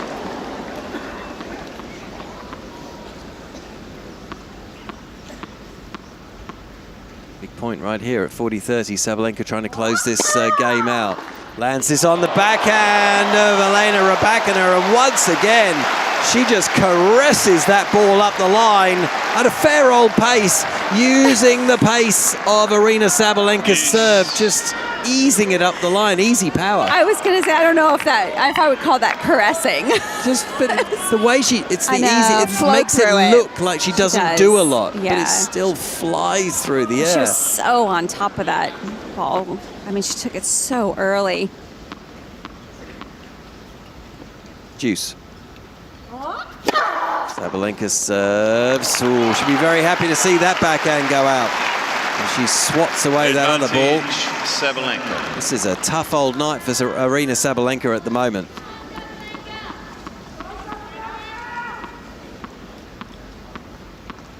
She's playing an opponent who is in inspired form at the moment. And Sabalenka serves out wide. Rybakina does really well to just get that ball back into play, but that's a big hold for Aryna Sabalenka. And she moves out to a 4-3 lead on serve in the second set. First set to Elena Rybakina. Kate. Steve, I've got Tara listening to us from Minneapolis in Minnesota, where it is minus 17 degrees and very early in the morning. I think it's around 4 a.m. Said, I have the phone on my pillow and I'm listening in bed. Did not want to disrupt my pooch's sleep schedule. Things have been heavy in Minneapolis and the AO is a nice distraction from that. Thanks so much for the great coverage. Nice, stay inside. Yeah, exactly. Hope the pooch is getting some Stay sleep. in bed, yeah. And Harry's listening to us from Irvine in California and says that hometown of our tournament favourite, he said, Lerna Tien. Yeah. Listening to the women's final coverage, and it's around 2 a.m. in the morning while doing some late night studying, learning so much from the conversation about Vegemite. Go Yes. Rybakina. Now, I do have Yes. something on the Vegemite as well, Steve, very quickly. Let me see. Yes. Mark from Palm Coast in Florida says, oh, he's got Novel beats Marmite in the UK. Great commentary, folks. Best radio coverage of all the slams. Novel. Novel, Novel beats Marmite, he said. Novel. Novel? Does anyone know what that is, though? Is it Sounds like novel. I mean, it's spelled like novel, right? Spelled like novel, but pronounced novel. Well, who knows how it's pronounced? I mean, God, don't ask me. I'm still not Well, clear we could about... ask Mark. Was it Mark? But Did you say? is he describing that is the actual name of some sort of thing that tastes like? We need some clarity. We need further clarity. Thanks, Kate, Mark if you from can Palm provide. Coast, And Mark, Florida. Get on thanks to for that. all your messages as Rybakina gets ready to serve, but misses this one at 3-4 in the second set. Novel? I haven't heard of that. Is that a spread? We still haven't really described Marmite and Vegemite to the degree that I would like to. Right, Understand it better. Sabalenka putting a forehand into the net. Her shoulders slump a bit here as Rybakina opens up this 8th service game. It's supposed to be pretty good for you, right? Good B vitamins, from what I understand. Yes, it is. If I could only remember the label, I think it's vitamin B1, 2, and 3. Okay. I think. And it's a vegan spread as well, so if you like that sort of thing. Rybakina there with the heavy forehand, then on the run makes another one cross court. Sabalenka is there, meets it. There's a high ball from Rybakina, taken out of the air by Sabalenka. She was trying to be aggressive, but it just got a bit low on her, and she slapped it into the tape. I think because that's the shot you least expect from Rybakina, is the one where she just lofts it in the air, but she had to because she caught it behind her body, and Sabalenka just didn't react enough to get up to that ball quickly, and you're right, it dropped so low. It's a tough one to control. Rybakina serving, 30 love, goes down the middle, finds the ace.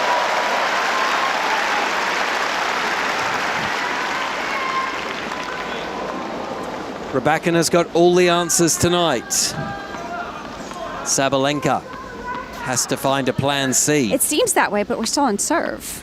Yeah. You know, it feels that way as the points are going by, but I mean, Sabalenka's hanging in.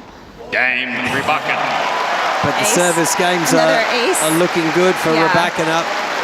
She's holding comfortably at the moment, and the demeanour is looking good, and the ball striking is looking good. 4 games all in the second set, but you make a good point, Jill. We are on serve. Yeah. Sabalenka to serve next, and she does have her nose ahead, so if she can hold here, then she can heap the pressure on her opponent. But what a time to have a very quick service game at 4 Yes. all. Yeah, it's a nice time, isn't it? 1 hour and 21 minutes on the clock as Sabalenka serves and misses by a fair old way down the middle.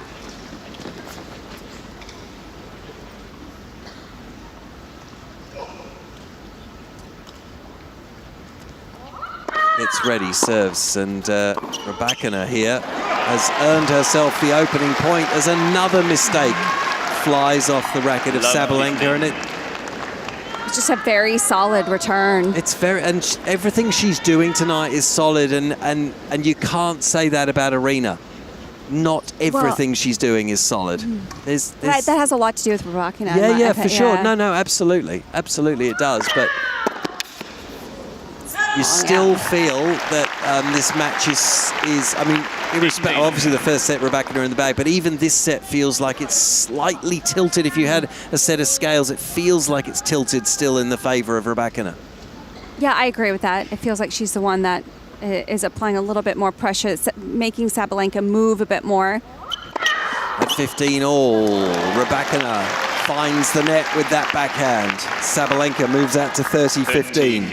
I mean, Sabalenka is serving better in this set. She's getting more first serves in, which is helping her stay in this set.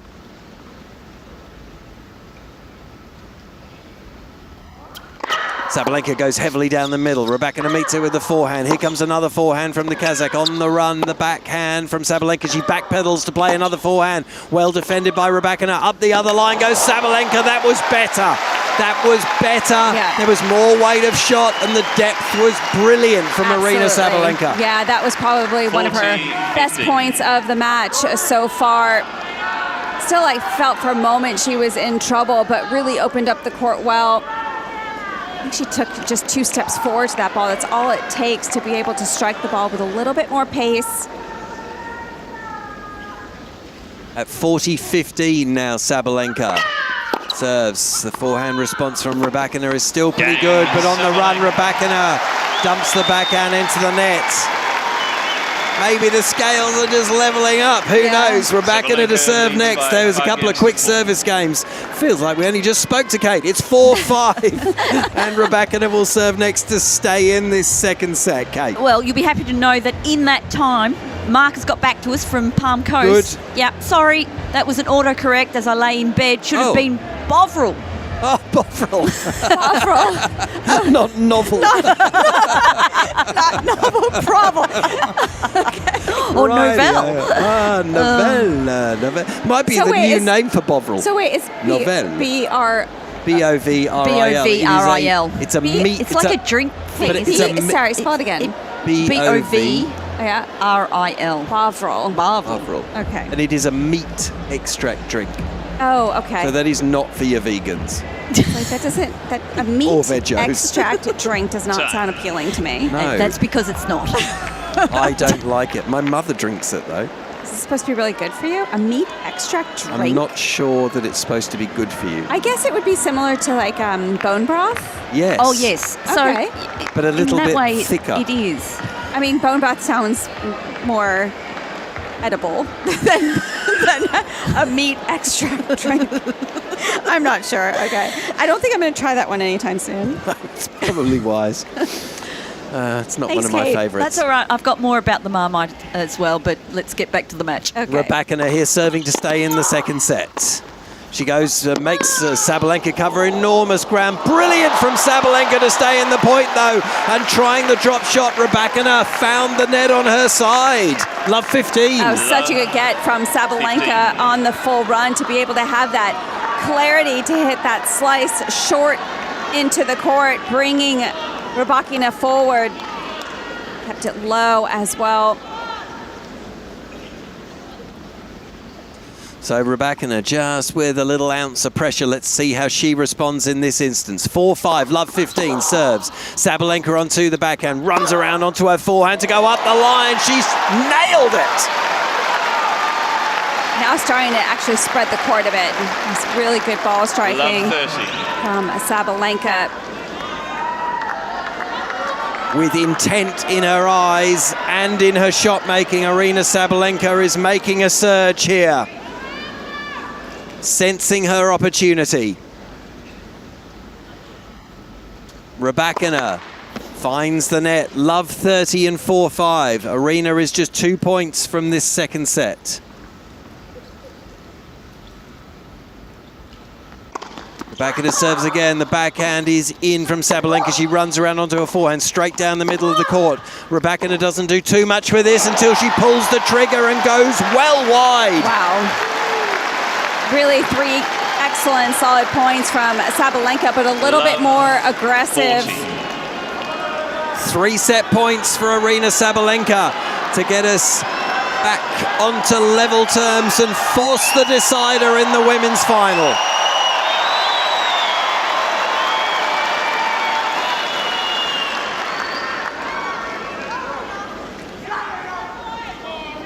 Pressure has ratcheted up 6 notches here on Elena Rybakina. And she's not handling it well right now. Missed that first serve by a long way. Love 40, 4-5. Triple set point for Aryna Sabalenka. Rybakina serves. Sabalenka just goes with the slice backhand. Opens up. Down the line goes Sabalenka. Out with the volley is Rybakina. And Sabalenka pounces for the second set and levels up this women's singles final at 1-all, and we're going the distance. What a great effort. I mean, you didn't see that coming. She had tested the Rybakina serve in the beginning of the set, but the way Rybakina was holding towards the end of that set, you just felt like she was probably going to hold and push it to a tie break, but Sabalenka stepped up, returned really well. A couple mistakes from Rybakina, I think the first couple, and just put that pressure on her from the start of that game. Excellent fight from Sabalenka. I just looked down to right on there. Both left the court. They both left the court, right. yeah. Okay. I saw you searching. Where'd they go? Where did they go? What's happening? They both left the court. All right. So 1-all in the women's singles final, and we are perfectly set up here for the deciding set, which will be coming your way on AO Radio. But Kate, that gives us a couple of minutes to go through some more correspondence and see if we can clear up for Jill the exact delights that sit behind Vegemite and Marmite. Well, and possibly Bovril. Josh is or novel. Bovril or novel. Or novel. Yes. Now, Josh is listening to us from Torquay, Victoria, a lovely part of the world. The original Marmite from England is a stronger, more tangy brew. Yeah, I'd agree with that. But the Australasian Marmite was developed by the health food company owned by the Australasian Seventh-day Adventist Church. Oh, really?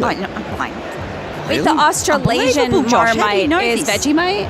Yes. Okay. What? So Vegemite. What? But there is a New Zealand Marmite as well. But let's go with what Josh is giving us at the moment. He said, I can remember... Australasian. Now, I don't know how old Josh is, but he said, I can remember older sports coaches imploring us kids to eat Marmite for energy purposes due to the vitamin B content. Yeah. Okay.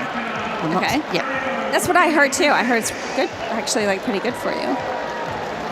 But I would like it to be good for you and tasty at the same time. I don't think it's bad for you. Well, it is tasty to most people. Only you don't like it. Do you like it? I like it. You like it, okay. I love it, yes. How do you have it? On exactly. Toast? Only, but with butter. Oh, yes, it has to have butter. It has to have Otherwise, butter. it's marooned. What? Okay. What? Well, it's not meant to be. Can you have it with anything else but butter? Yeah, well, I've had it with peanut butter. Oh, it's I suppose that's it's very good with cheese. Yes. Oh, cheese, okay. And jam? But you still need butter on your bread. Okay, so butter is a must.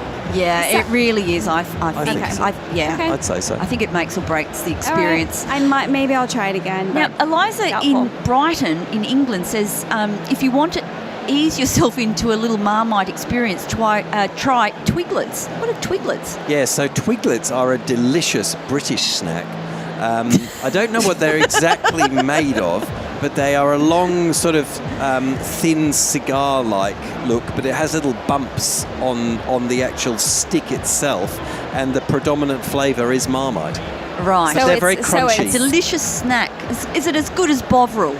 No, it's much nicer than Bovril. In terms of English snacks. Wait, is this salty, this little twiglet thing?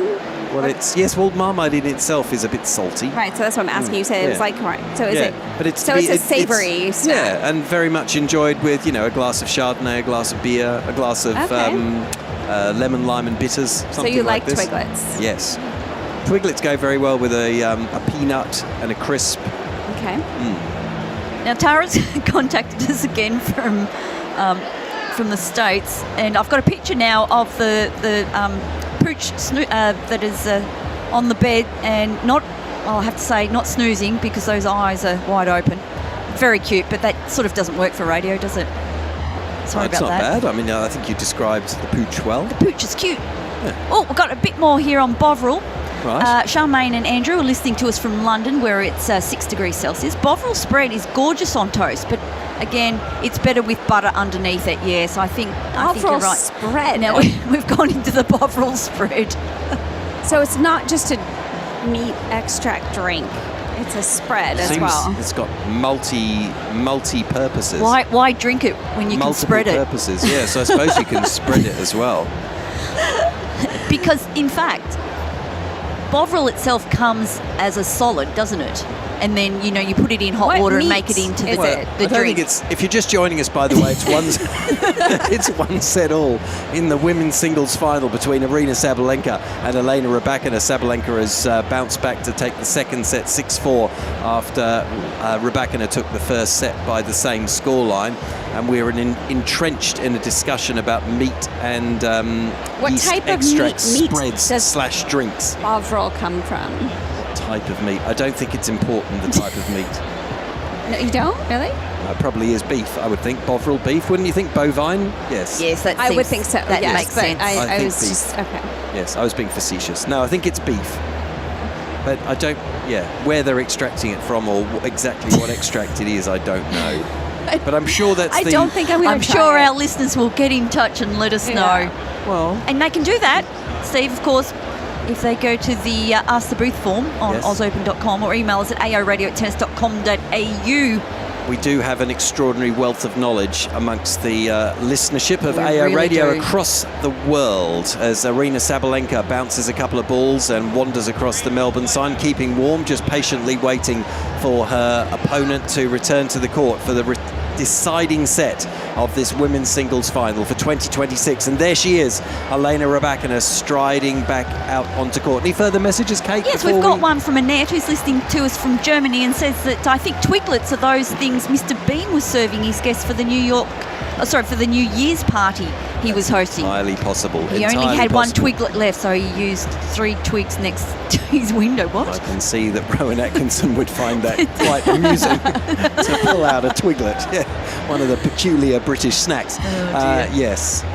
And time for one more, Kate? Let's just quickly go to Kimberly. She said, what are you talking about? Peanut butter and all manner of heinous alternatives. Toast, butter, Marmite, eat and enjoy. That's it. Full stop. All right. Okay, with that's that good. full stop, we can dial back into the women's final here because both players are back out on court. Kate Kearns, Jill Krabus and Steve Pearce with you on AO Radio this evening on a Saturday night. It's a tick before 9:20 on Rod Laver Arena. And the scene is set here for the deciding set in this year's contest to find the women's singles champion. Will it be Aryna Sabalenka or will it be Elena Rybakina?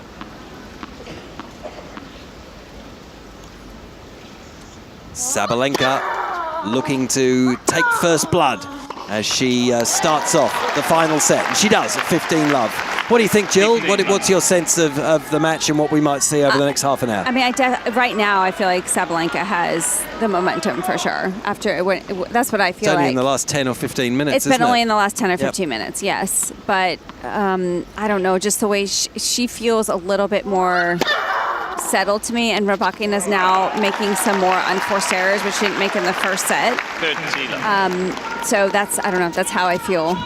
Feels like the weight of shot and intensity and pressure has just gone up a couple of notches, and it'll be interesting to see how Elena Rybakina handles it. Of course, we're seeing the Sabalenka service game here at 30-love. Goes a bit long in the box there, and shoulders slump a little bit. She's got to be happy the way that she's turned this match around.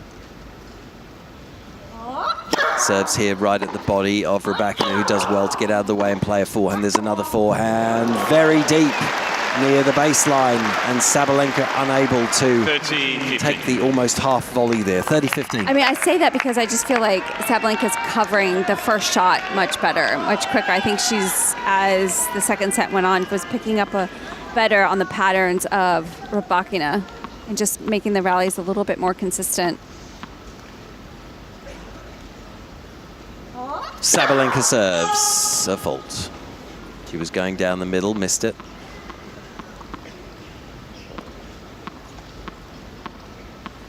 Couple of ball bounces for Aryna.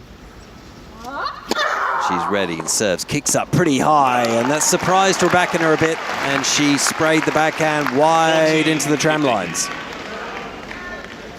Just making some more like quick return errors, Rybakina, which she didn't make at the beginning of the match. Couple of game points here for the opening game of the final set for Aryna Sabalenka. Serves, and that's good. forehand into the net, as Jill was suggesting. A few more mistakes coming from Elena Rybakina's racket, and some of them quite early in these points. And Aryna Sabalenka holds with some degree of comfort. I don't know where the 9 minutes has come from for this final set, because that must include the 5-minute bathroom break. It does, yeah, I think. But I don't even think the game was 4 minutes, was it? I don't think it was 4 minutes either, was it? Anyway, 1 game to love to Sabalenka to kick off this final set. Now Elena Rybakina just trying to move her legs around and get her intensity and level of performance back to where it was 20 minutes or so ago before she dropped that second set. Let's see what she can deliver on her opening service game of this final set. Sabalenka holding impressively. Let's see if Rybakina can do the same. She's right in front of us and she serves to the backhand of Sabalenka on the run. Makes a backhand cross court, dug out by Sabalenka. There's a forehand, it's wild from Sabalenka, well into the tram lines. Again, that one's staying a bit lower, and Sabalenka not getting up to the ball, so just pulling it wide. Yeah, she's just motioning herself to get inside the court a bit more.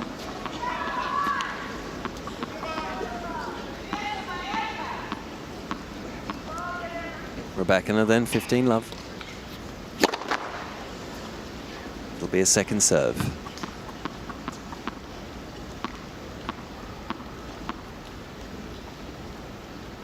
Here it comes from Rybakina. She lands this backhand from Sabalenka. Absolutely unloaded on that return, right near the baseline. Rybakina could not get near it. And I think Rybakina knows it's going there. So often Sabalenka's been taking this second serve, backhand down the line, but she's such in good position that wasn't that far away from Rybakina, just a couple feet, but the depth, just too good from Sabalenka.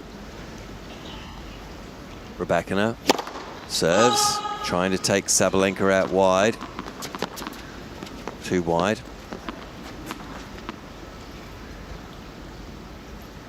Second serve was down the middle. Sabalenka's equal to that on the backhand. Here comes a forehand, but rocking back Sabalenka. She was so desperate to play that forehand, but she couldn't get into position to play it. It was too good. Too good of a ball strike from Rybakina. The ball just kept following Sabalenka on the ground. 30-15.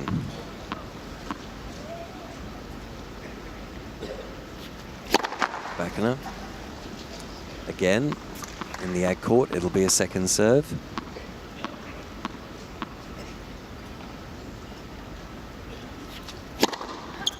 Forehand from Sabalenka again, really deep, picked up on the half volley this time by Rybakina, but she left the court open for Sabalenka to go inside in with a beautifully struck forehand down the line. Yeah, Rybakina felt like she had to guess, and she completely covered the inside out forehand, and Sabalenka saw her, so did well to get that forehand inside in.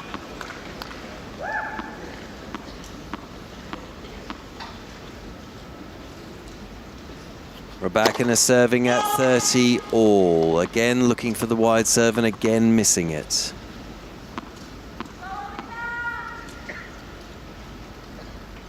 Second serve goes down the middle, just made that. Sabalenka with a backhand low over the net. Rybakina there to meet it with her own forehand.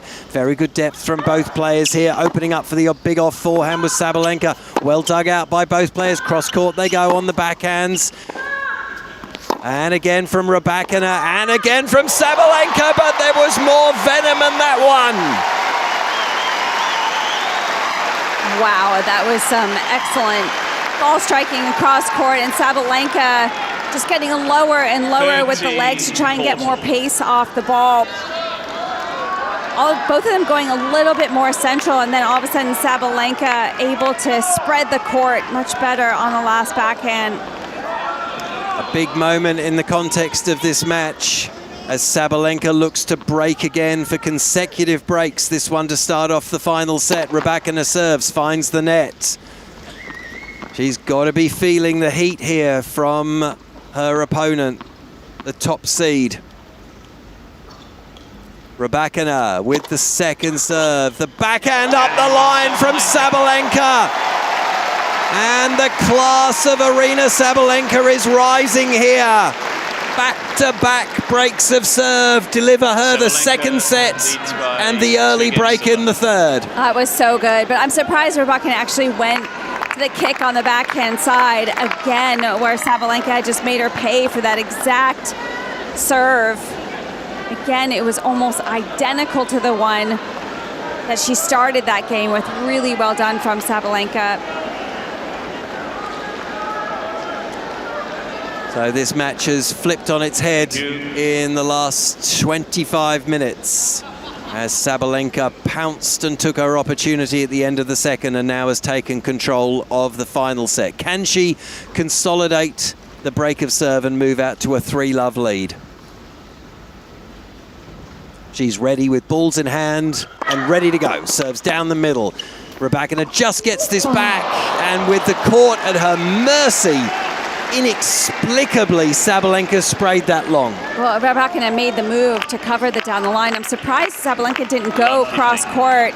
That's normally her go-to shot when she's that far inside the service line. Surprising on a number of levels. Will she rue that miss? Love 15. Serves a fault.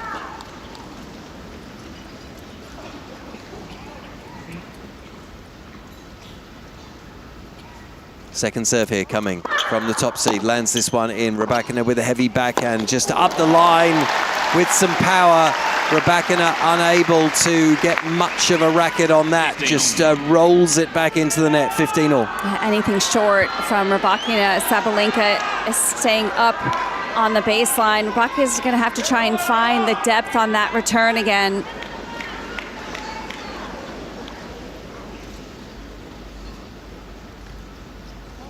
Serving here, Sabalenka goes to the backhand of Rybakina, just dug out by Sabalenka. Short ball. Rybakina should put this away and does. That was better, much better. Took that return slightly earlier as well. Here, Sabalenka just hustling to try and defend against that return.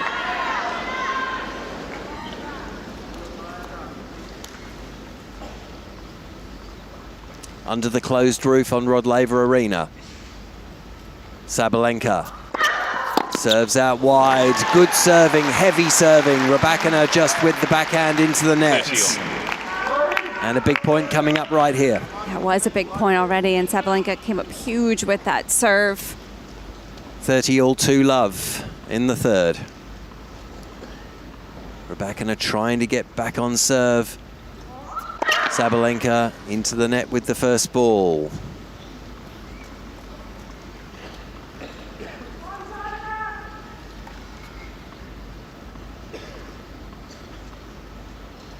Second serve coming up from Aryna. Nope, the ball toss went wrong, so she's going to reset.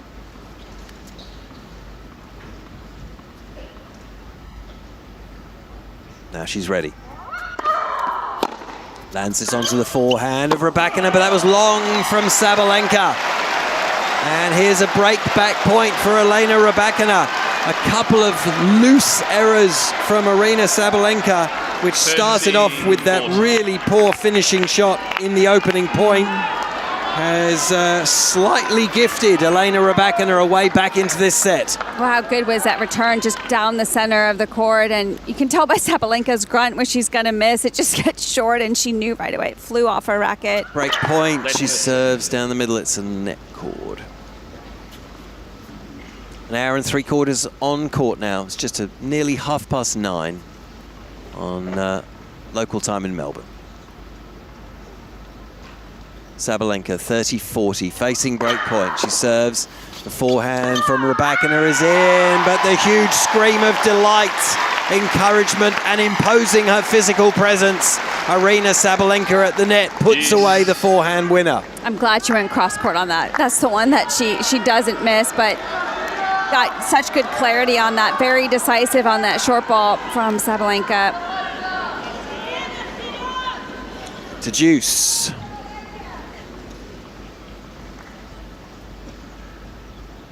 Sabalenka serves, goes down the middle with this one. Rybakina, that's out on the backhand. She tried the floating return, but it was a long way beyond the baseline. Game point for Aryna for a 3-love lead.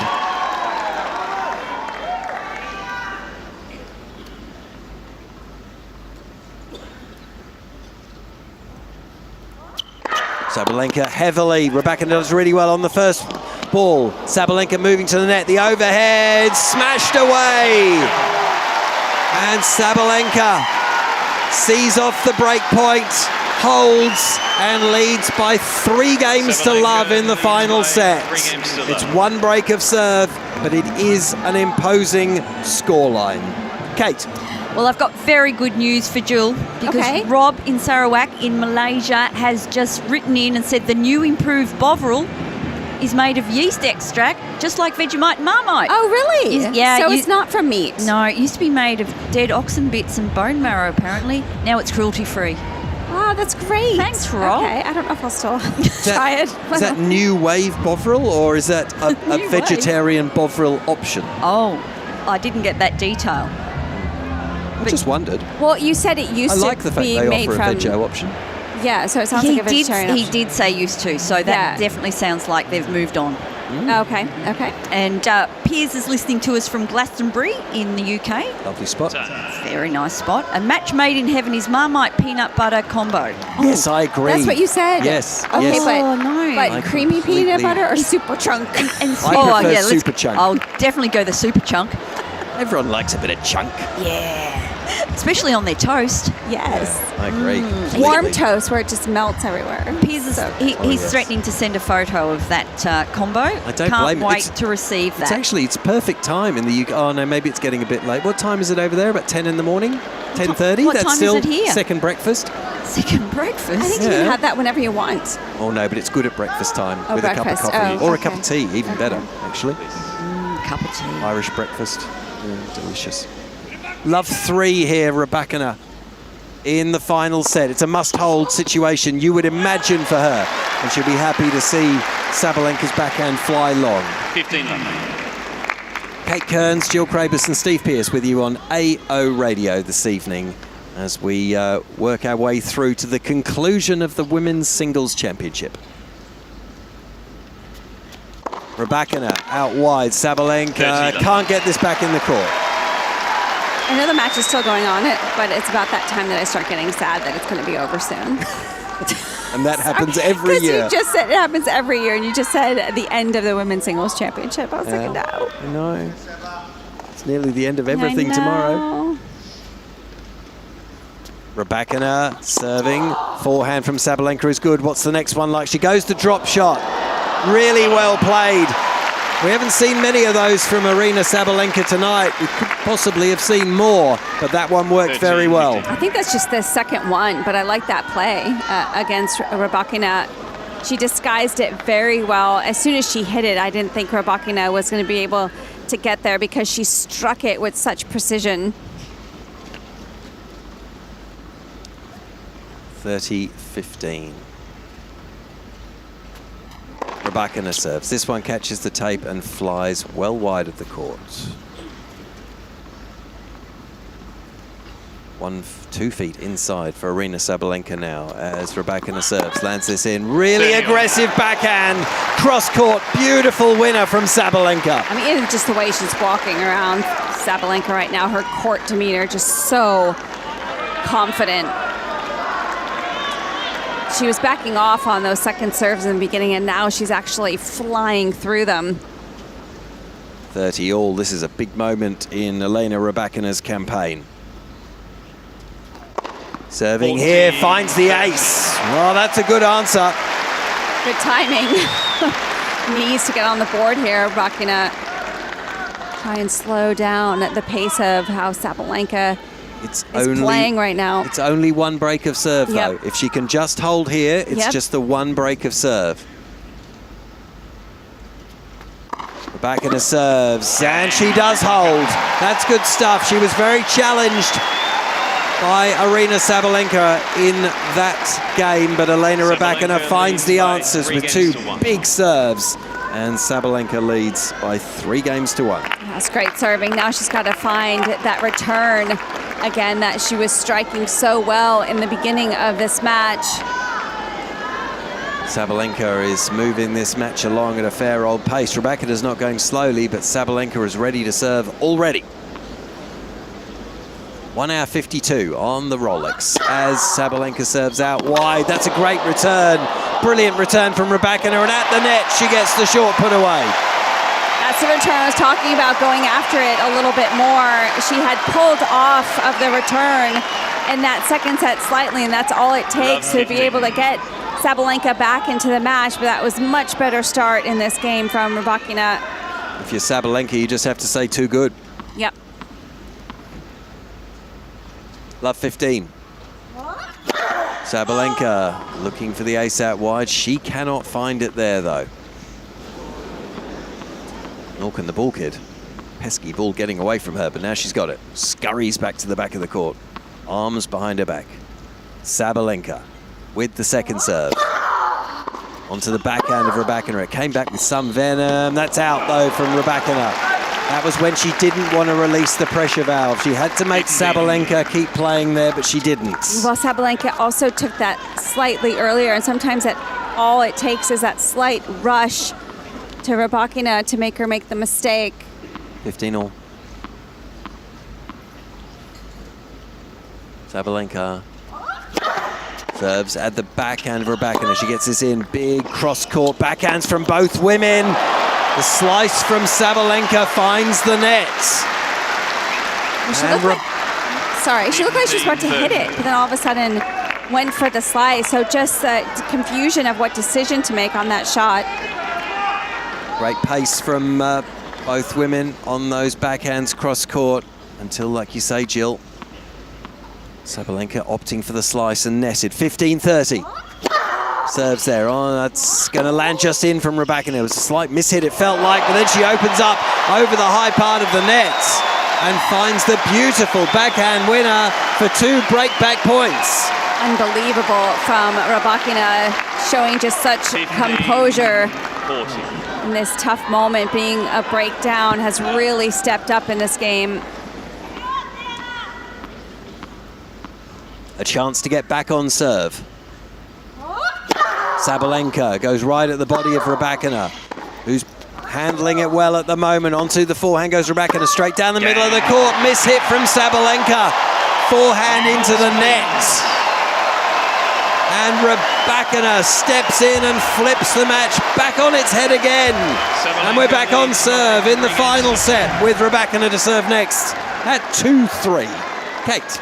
Steve, Mark in Palm Coast has contacted us once again. He said, you'll be interested to know Twiglets autocorrects as winglets. As winglets? Okay. And then he sent me a picture of what Twiglets look like. They're delicious. Look, they don't look delicious. Why not? They look like bumpy little bones. And they're brown. And they're brown. I know, but I'm sure it works. Now, you dip them in the Bovril or the Marmite? No, you just have them with tea and coffee? You just eat. Oh. No, not tea and coffee. I don't know what they're supposed to taste. Not a replacement for a custard cream. I don't know. What do they taste like again? I forget. Like Marmite. Oh, Marmite. Oh, they taste like Marmite. So you're not having to dip them in anything. So you dip them in melted butter? Don't dip them in anything. I mean, you can. I think people are dipping them. No, I think they're definitely getting dipped. Well, there's no rules, but you certainly don't have to. No, you can just have them with a beer, a gin and tonic. I don't know. So you have them with drink. Soft drink. Okay. Yeah. I think you'd have to have them with some form of liquid, because otherwise those little bones will get stuck in your throat. No, they're not bones, Kate.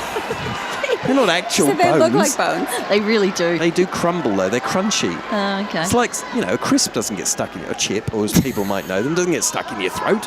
You don't have to have a dip with it.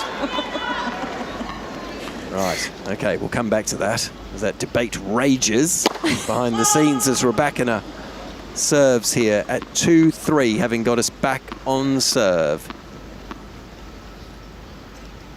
in the final set.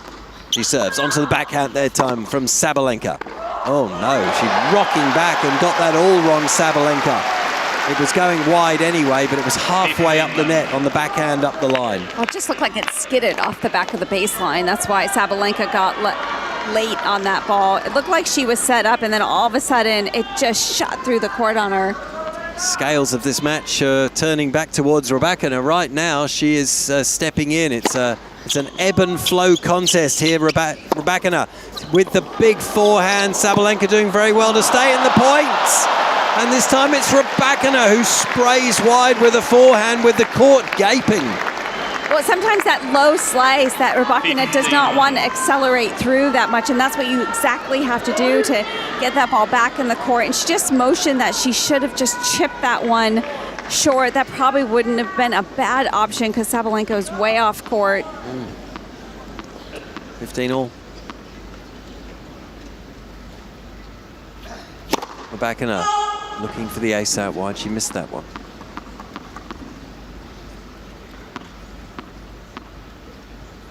Where does she go with the second serve? She goes to the backhand of Sabalenka. Good choice as Sabalenka nets the backhand.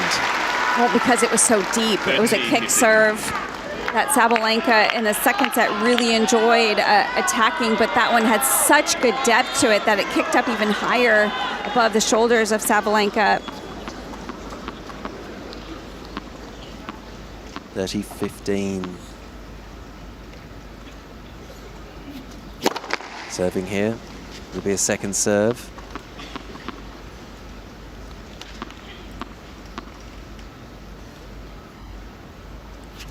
Rybakina lands this. The backhand from Sabalenka is very deep, and Rybakina went down low with the forehand racket, but ended up just playing the ball directly into the court in front of her. 30-all.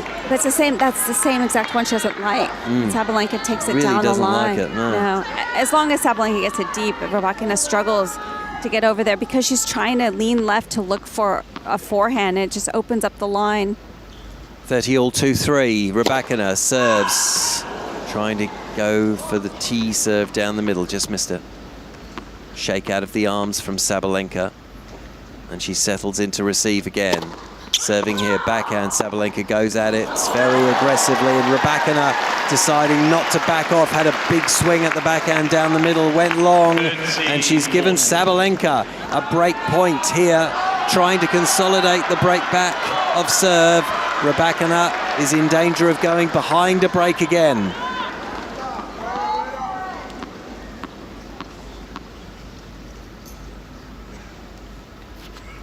Rybakina was at 184 going out wide, but it was about 2 feet into the tram lines. Second serve, Sabalenka went for the huge backhand cross court. It would have been brilliant if it had come off, but it was out by about 4 inches into the tram lines. I don't know why she didn't take that down the line again. Change it up on the cross, went for a lot there, Sabalenka. I love the aggressive mindset, but she's won a ton of points when she's taken that one down the line. Just ticked on exactly 2 hours on court at deuce and 2-3 in the final set. The forehand that's long from Sabalenka, and maybe Rybakina can hang on here and get us to 3-all. Great change up on the serve that time, just throwing Sabalenka off by going slice out wide.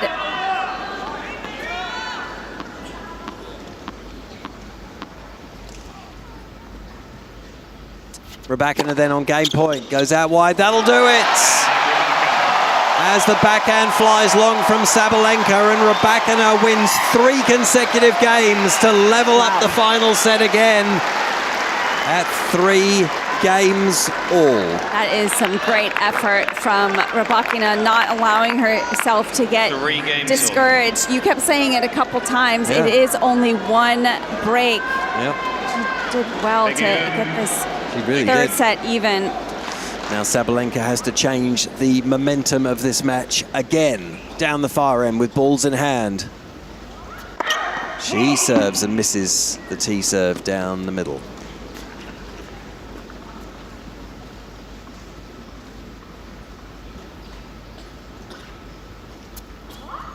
Second serve at the forehand of Rybakina. She found some good depth on that. Then we go into the rally. Low over the net from Sabalenka, but she holds her arms out, outstretched on both sides of her body there. Frustrated that she missed a regulation backhand cross court. I'm frustrated because what she's motioning and needs more spin on the ball. It was so flat. The one she's been missing in the net needs to try and just get a little bit lift on the ball, but still accelerate to have the good shape. Love 15, Sabalenka serves. Just catching the net cord. 3-all in the final set. 2 hours and 2 minutes on Rod Laver Arena. It was billed as a tight old contest, this one, and it's proving exactly that as Sabalenka serves a fault. So it'll be a second serve.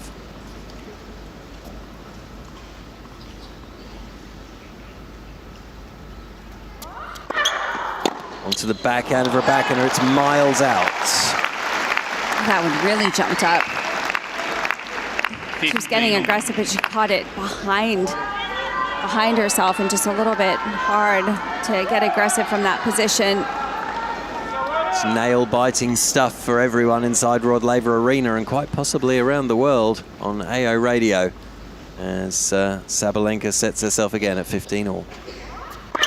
Goes to the backhand of Rybakina, very low over the net. Little slicey forehand from Sabalenka, and then trying to scoop out the backhand cross court. Sabalenka got that all wrong. Again, it was shorter than she was expecting. There's a couple times in this game that she hasn't actually moved up to the ball, just motioning herself to get inside the court on that short ball.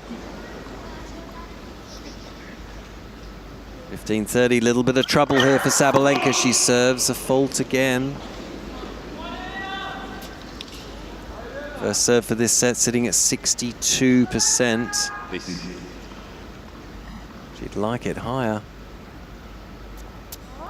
Sabalenka serves the second serve. Backhand from Rybakina, really good, and just catching the top of the tape and coming back on her side. Aryna Sabalenka gives up 2 break points here at 15-40 for Rybakina to get ahead in this final set. Well, they got to hand it to Rybakina. She's definitely applying a little bit more pace to every single shot, and we're starting to see a little bit of motion here from Sabalenka.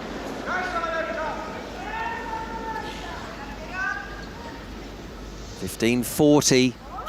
Sabalenka serves. That's good serving out wide. The forehand into the net from Rybakina. Really One good serve. saved. Great change up too, going out wide. Hasn't gone there in the last couple games, so good spot for Sabalenka. We're here. Still break point. I think down the tee, I would potentially. Potentially. That's what I would suggest. Sabalenka goes out wide. No, she missed it. So now there's a lot more pressure on this because it's break point for Rybakina to take a 4-3 lead in the final set. Sabalenka lands this in. The backhand was good from Rybakina, very deep from Sabalenka. And then Sabalenka moving inside the court, put a forehand into the net. And she can't keep making mistakes like that, or Elena Rybakina is going to be the champion this evening. And Rybakina has the break of serve in the final set now. 4-3, that's 4 consecutive games to the Kazakh. That's amazing. Amazing comeback. You really felt like Rybakina was going to struggle to find a way because she had lost her serve a little bit, but the way she bounced back and she lifted. She didn't get discouraged that she was down that break, but she really started applying the pace that we saw in that first set and the determination to get on top of the ball slightly earlier, and that made a big difference. Kate. Steve, Elaine's listening to us from Como in Italy. Says, Marmite is the one thing I still crave here in Italy. After 5 years, I cannot shake the desire for the salty, luscious stuff. Luscious, exactly. Luscious. Exactly. On buttery toast. Apparently she's resolved everything else. Chutney took a few years, but the Italian diet, she said, is actually quite sweet. Okay. And she Completely calls... agree. I have to try it again then. She said she calls her sister Twiglet because when they were little, she was the skinny one with lumps on. That's a bit rough. Oh, that is funny. That's pretty funny. She's a great entertainment from the booth. Thanks so much for the call. Great stuff. Okay. We'll return to the other debate shortly, but here's the main debate of the evening. Who's going to win the women's singles title? And at the moment, it's Elena Rybakina who's moved into the box seat here, serving with a break of serve at 4-3 in the final set. Sabalenka with the backhand, then tries the drop shot. Could be a good option. Rybakina comes to the net. Up the line from Sabalenka was perfection. That is great recovery from Sabalenka, because that previous game where she got broken, you could just feel the tension rising. And what an excellent first point. Good use of the drop shot, bringing Rybakina forward, and stayed on top of the baseline and took the ball early to give Rybakina less time at the net.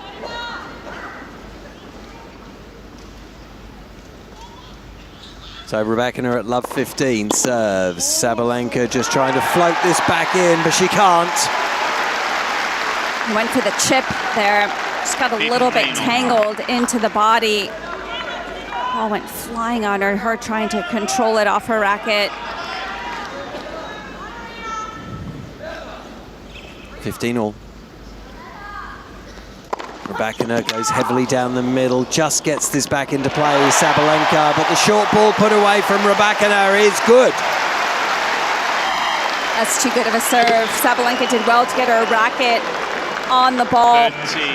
Just an easy put away for Rybakina. 30-15.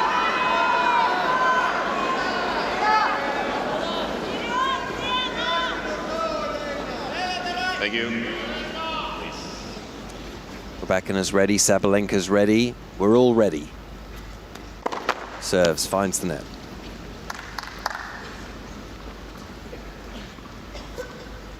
Sabalenka to take a second serve here. Rybakina lands it. Sabalenka unloaded on it, but she drops her racket onto the court surface of Rod Laver Arena. She hit the backhand long.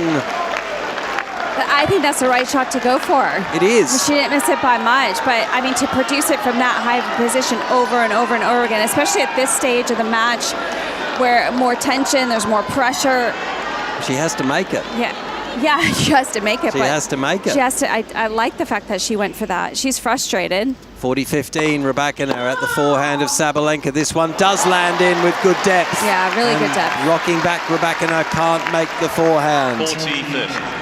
I mean, that was some quick composure that she showed, because that next point happened very fast after that miss. Everything's happened at a fair old pace tonight. 2 hours and 10 minutes, and we're close to a finish here. Rybakina at 40-30. Lands this first serve. Great stuff from Elena Rybakina, and again the Sabalenka racket gets a little bounce off the surface here on Rod Laver Arena. Elena Rybakina is 1 game away. 5 games in a row. That's unbelievable. It's quite the turnaround. Sabalenka had this final exactly where she wanted it. At 3-love in the final set. But Rybakina has turned this around. And Sabalenka now has to serve to stay in the championship at 3-5. Down the middle, she misses it. She's got to reset herself here. Well, this is going to go away very quickly. Sabalenka lands the second serve. Rybakina just goes straight back down the middle with the backhand. Forehand from Sabalenka finds the winner cross court. Well, both being very cautious in that point. There wasn't a lot on that serve, and Rybakina as well played it safe on the return, and it was Sabalenka that stepped up on the last forehand.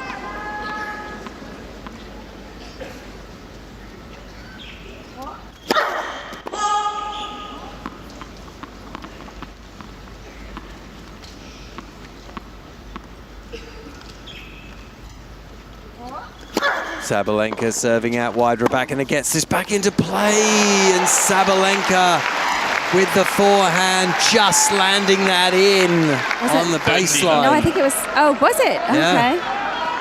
Well, her reaction, I thought it actually missed, but it's a funny old stroke. She went way much closer than she needed to against Rybakina and the baseline. Thought she'd made the ace out wide there, but she hasn't. 30-love, second serve.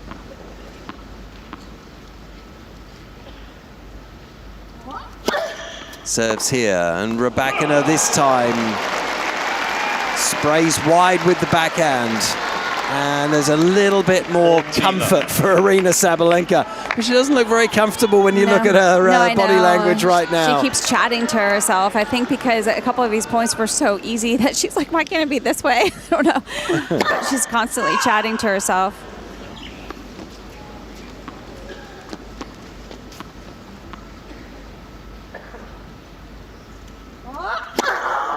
Serving here, and Rybakina with the heavy backhand. Does enough as Sabalenka pushes long beyond the baseline, 40-15. Just feels like Sabalenka just trying to calm her mind down when you look at her demeanor, just trying to stay focused.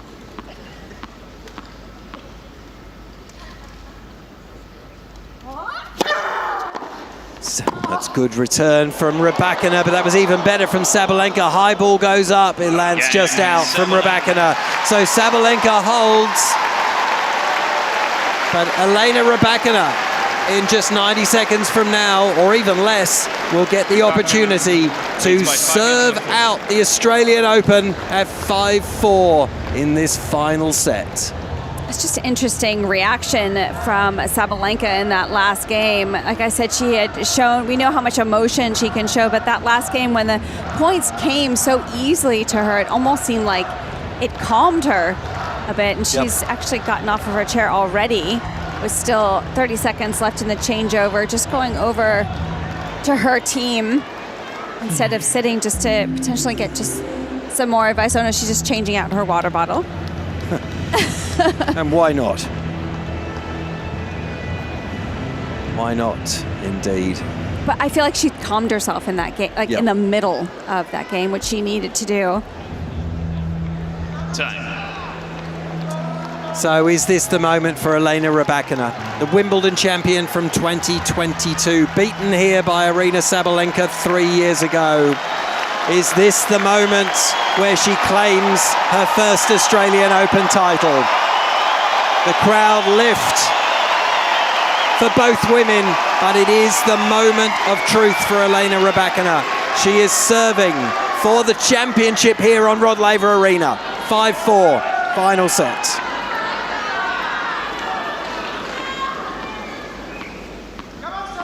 Thank you. Thank you.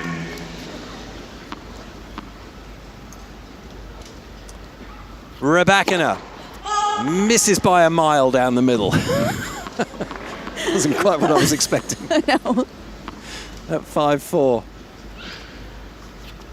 Serving here onto the backhand of Sabalenka. Rocking back, Rybakina plays a forehand, goes on to the same angle, straight down the middle of the court. No angle from both players at the moment until Rybakina hits it halfway up the net. Really smart from Sabalenka just to stay on that cross court, force Rybakina to be the one that has to make the choice there. Good high percentage rally from Sabalenka. Sabalenka ahead on total points, 91-88. It means little right now.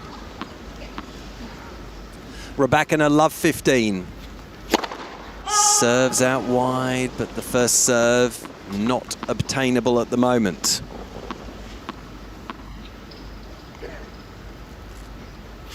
Second serve for Rybakina. Backhand from Sabalenka was good. On the run, Sabalenka makes a good forehand. Cross court, up the line goes Rybakina. She landed that just inside the baseline. I felt like that was good that she changed direction earlier in the rally. Instead of having it go 4, 5, 6 shots, just stepped up and took the chance. 15 all. Elena Rybakina is 3 points away. Serves, forehand from Sabalenka was pretty good, then rocks back, plays another one, stepping inside, the backhand from Rybakina switches round onto the forehand, finds the baseline again, Rybakina. That is so good. It's a steely shot from the Kazakh. 30-15. She's showing her mettle here.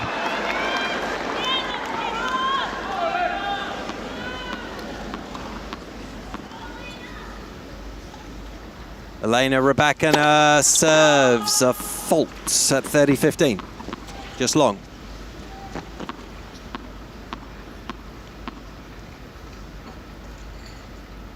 Rybakina with the second serve. The backhand from Sabalenka, hammered up the line. Wow, what gutsy play from Sabalenka. 30 all. Well, in the context of the match, here's a That was massive amazing. point. 30 all, 5-4. Everyone trying to stay calm, but no one being successful. Rybakina serves. Goes down the middle, that's brilliant! It's the first serve that she's gotten in this game, and what a time to do it. 40-30. It's a championship point for Elena Rybakina.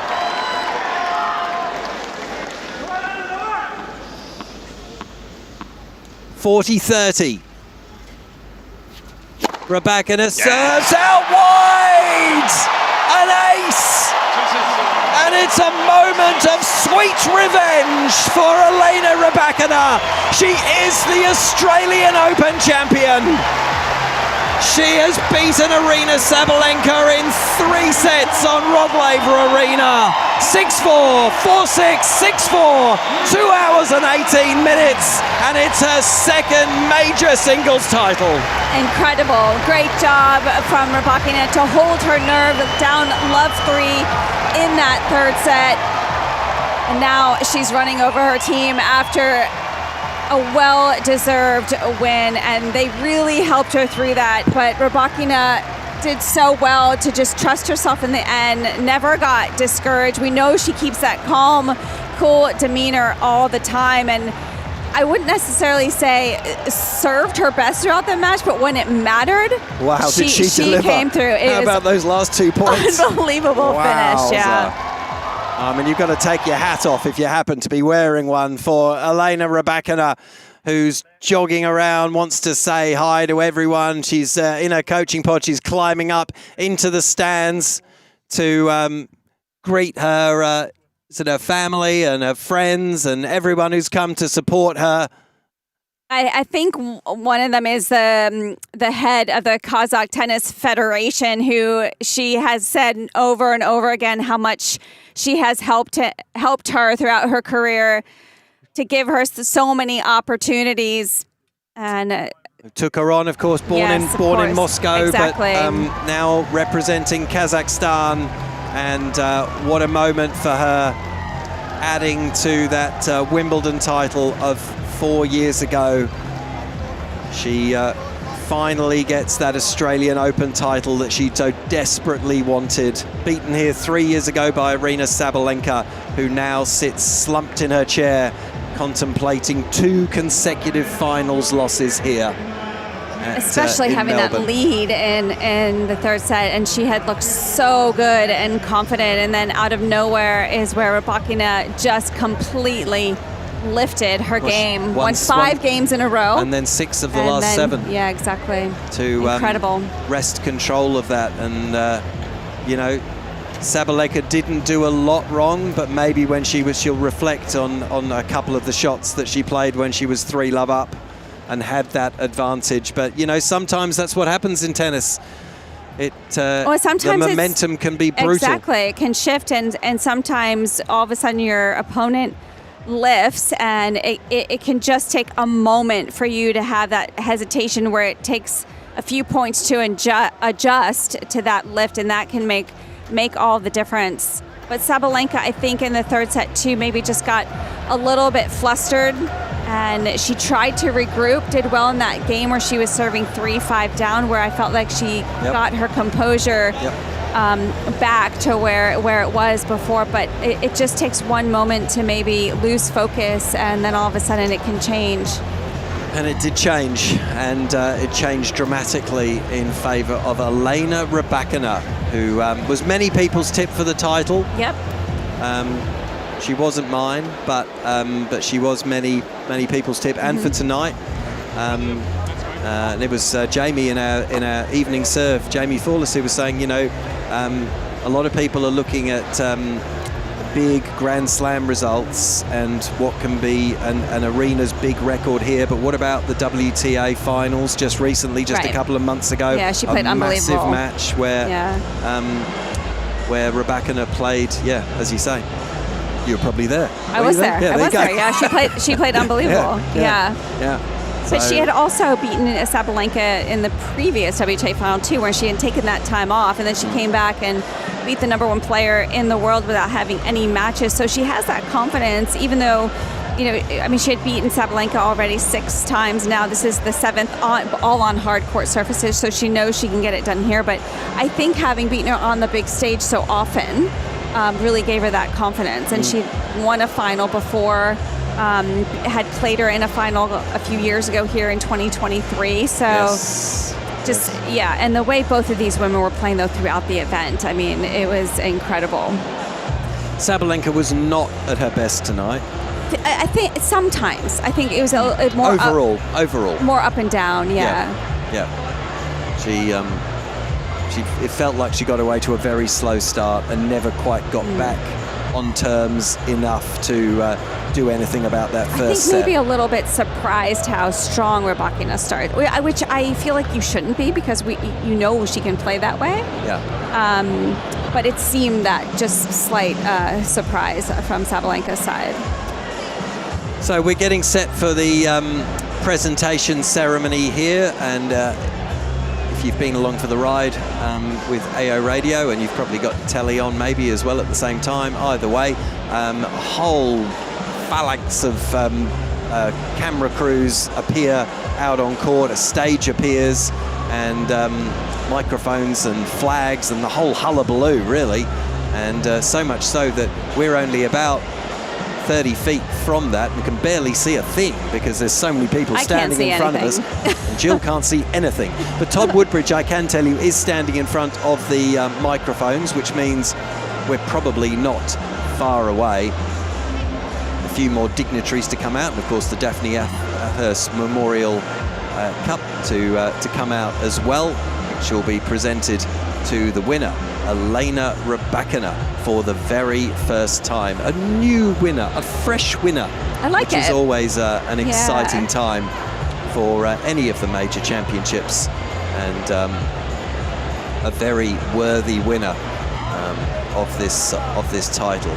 So not too far away from making a start, I suspect. Wayne McEwen, the tournament referee, long-time tournament referee, he's out there as well, of course, as are a number of people, including Jennifer Capriati, winner here a couple of times. I'm not even going to try and do the maths, but it was like 0203, and now Todd Woodbridge and welcome. Will take over. Before we begin, I'd like to acknowledge the Wurundjeri people of the Kulin Nation, the traditional owners of the land on which we gather tonight, and pay my respects to their elders past and present, and extend that respect to the Aboriginal and Torres Strait Islanders people that are here this evening.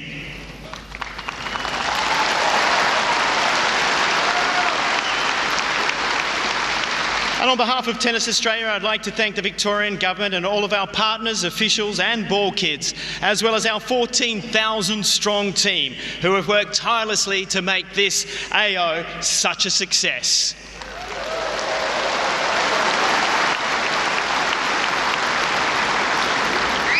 And joining us tonight for the presentation are the new chair of Tennis Australia, Chris Harrop. Chris, it's great to see you on the court for the first time in this role, and welcome.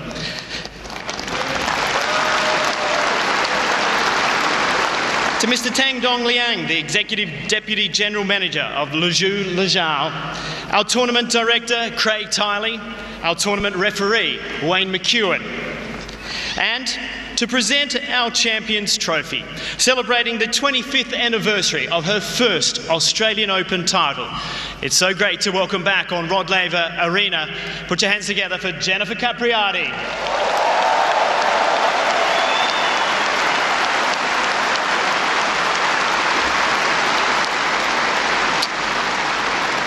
And now I'd like to welcome our AO 2026 top ball kid, Elizabeth O'Connor, with the Daphne Ackhurst Memorial Cup.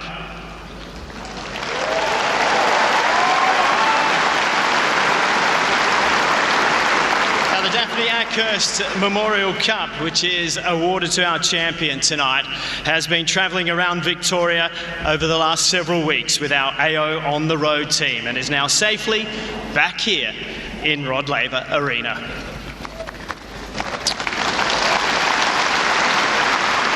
And so now I'd like to call on the chair umpire for the women's singles final, Tom Sweeney from Australia, to come forward to receive a trophy from our tournament referee, Wayne McEwen.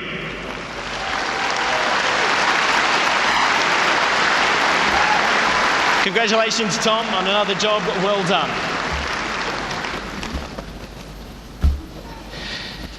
Now, our players.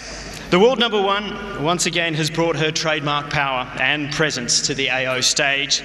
Her fight, determination are to be admired. Would you please welcome our finalist, Aryna Sabalenka.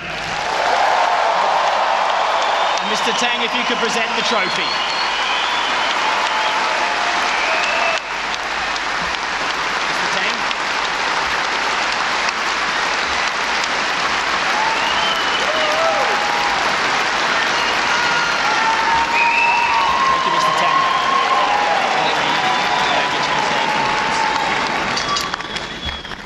Honestly, guys, I'm really speechless right now. I'll try not to forget anything. I want to start with Elena. I want to congratulate you on an incredible run, incredible tennis. Congrats to you and your team on such an incredible achievement.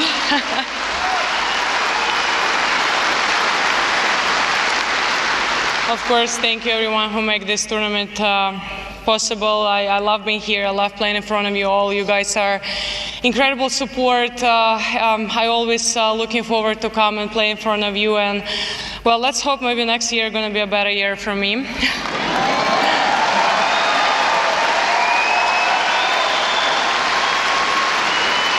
Of course, thank you, Craig, for taking the best care of us.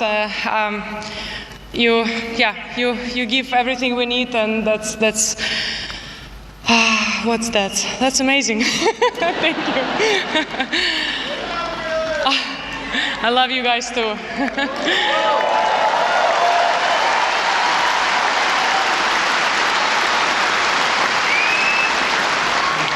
Thank you. Of course, thank you to my team for always being there, for enjoying me losing finals. But also sometimes we win them, so let's hope for the best.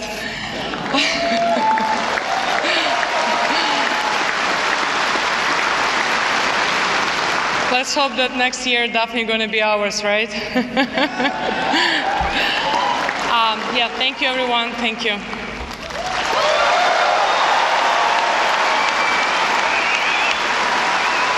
Well done, Aryna, once more.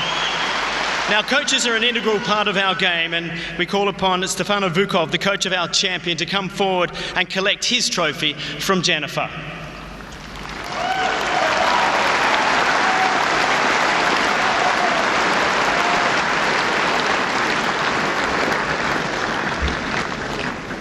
Thank you.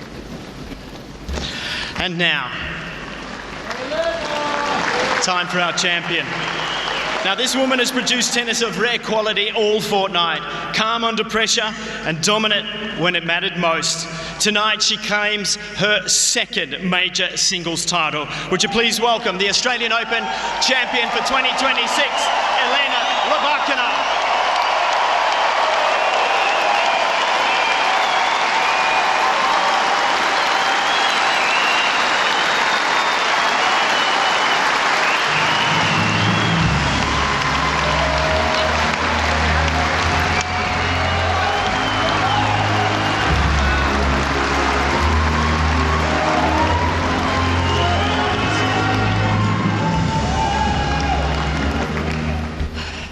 Yeah, it's hard to find words now, but of course I want to congrats Aryna with amazing results for a couple of years, and I know it's tough, but I just hope that we're gonna play many more finals together, and of course congrats to your team for all the improvements. A great job you've done.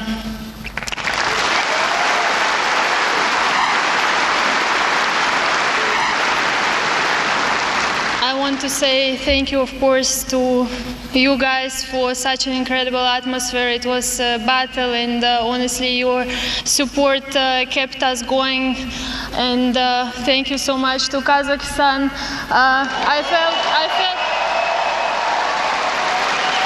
the support from that corner a lot, and yeah, thank you everyone who made this tournament possible. Tennis Australia, Craig, of course, for making us feel so well here, and it's a really happy slam, and I always enjoy coming here and playing in front of you guys.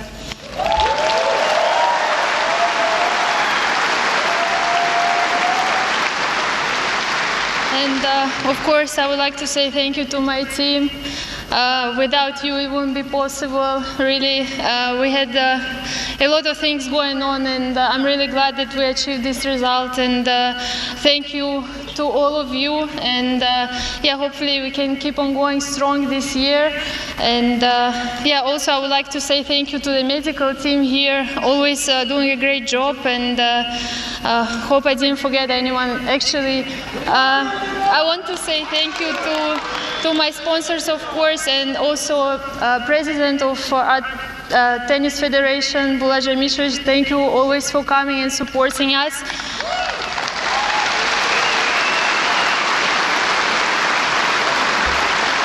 Today we had a few other matches with Kazakhstan players, and I'm really proud, and yeah, hopefully we can continue doing a great job. Thank you so much, everyone. Thank you.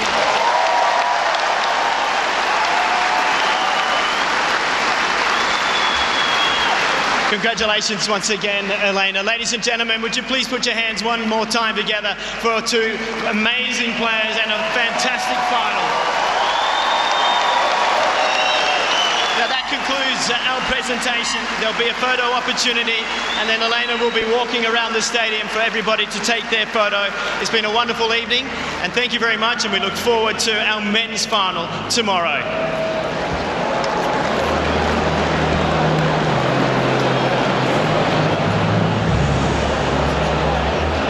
So wonderful moments for Elena Rybakina, and not so much for Aryna Sabalenka.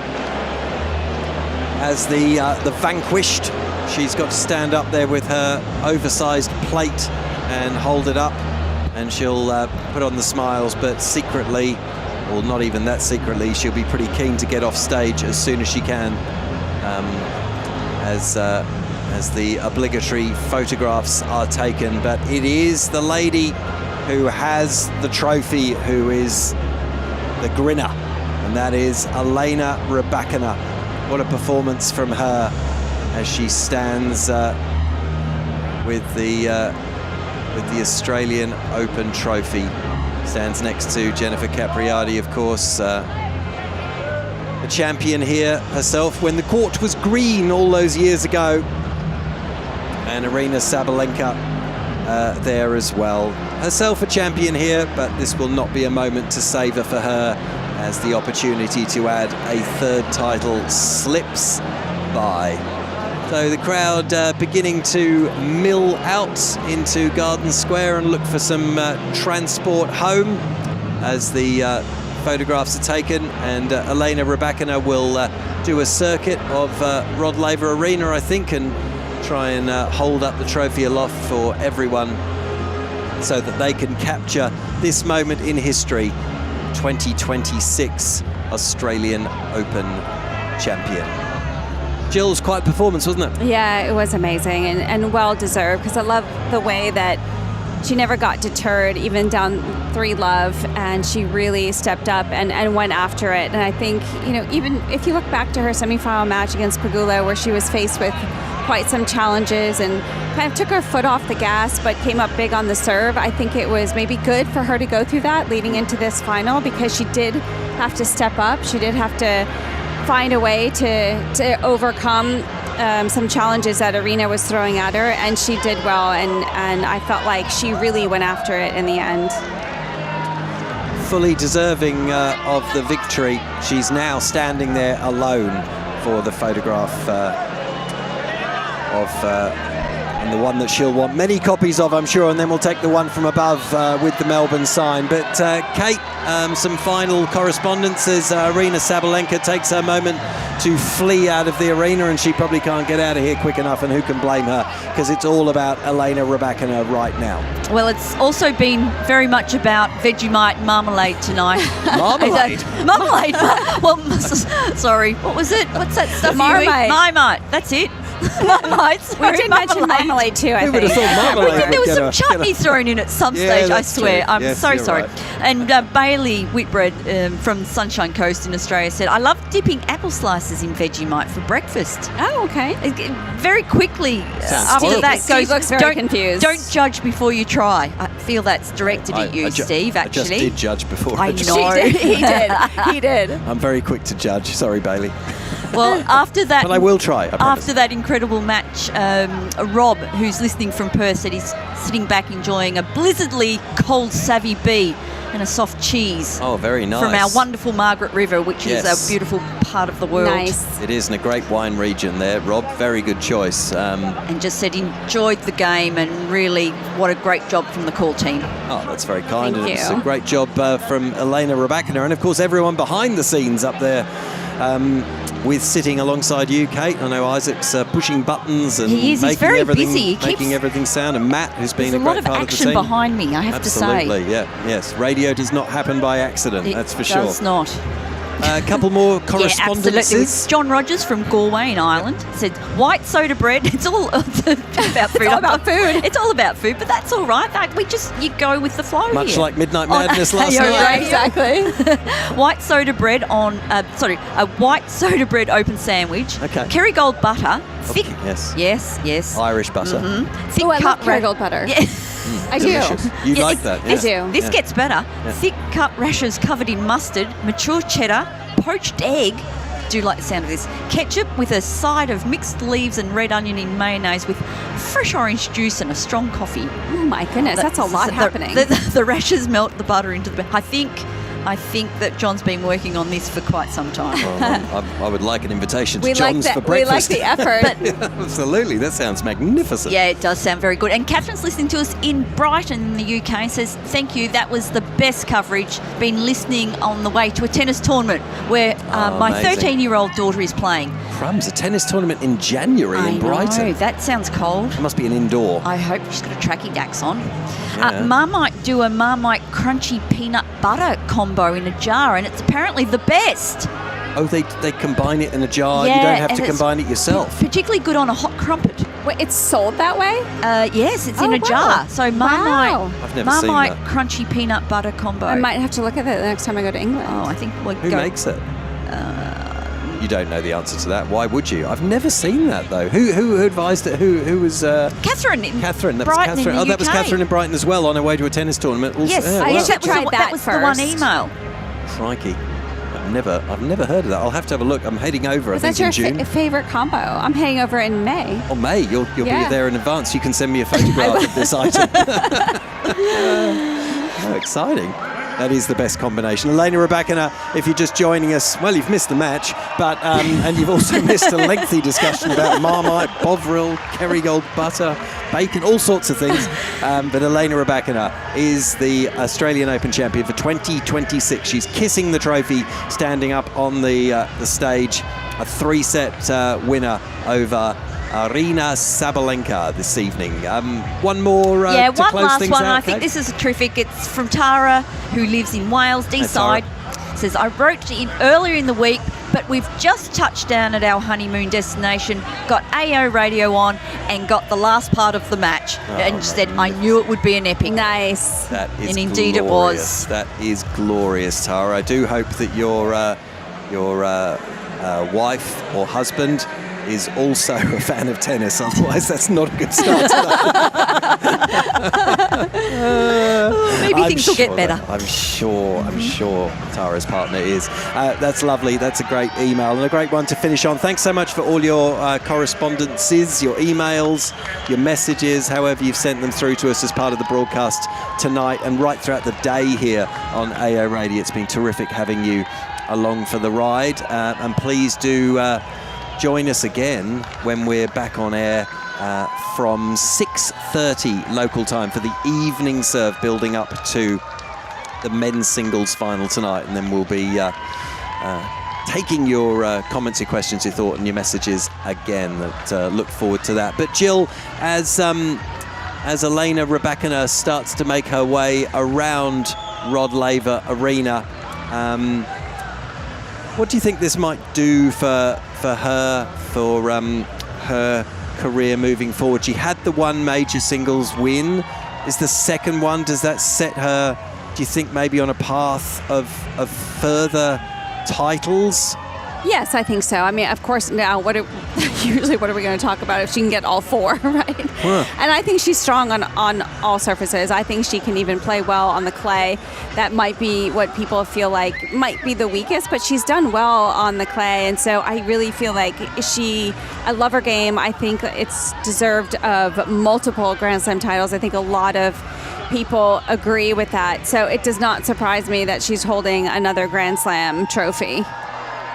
No, but those challenges of Roland Garros and, of course, a similar, if not the same surface at the US Open away. Right, those are the challenges ahead. But you kind of feel this may just give her that boost in confidence. Definitely.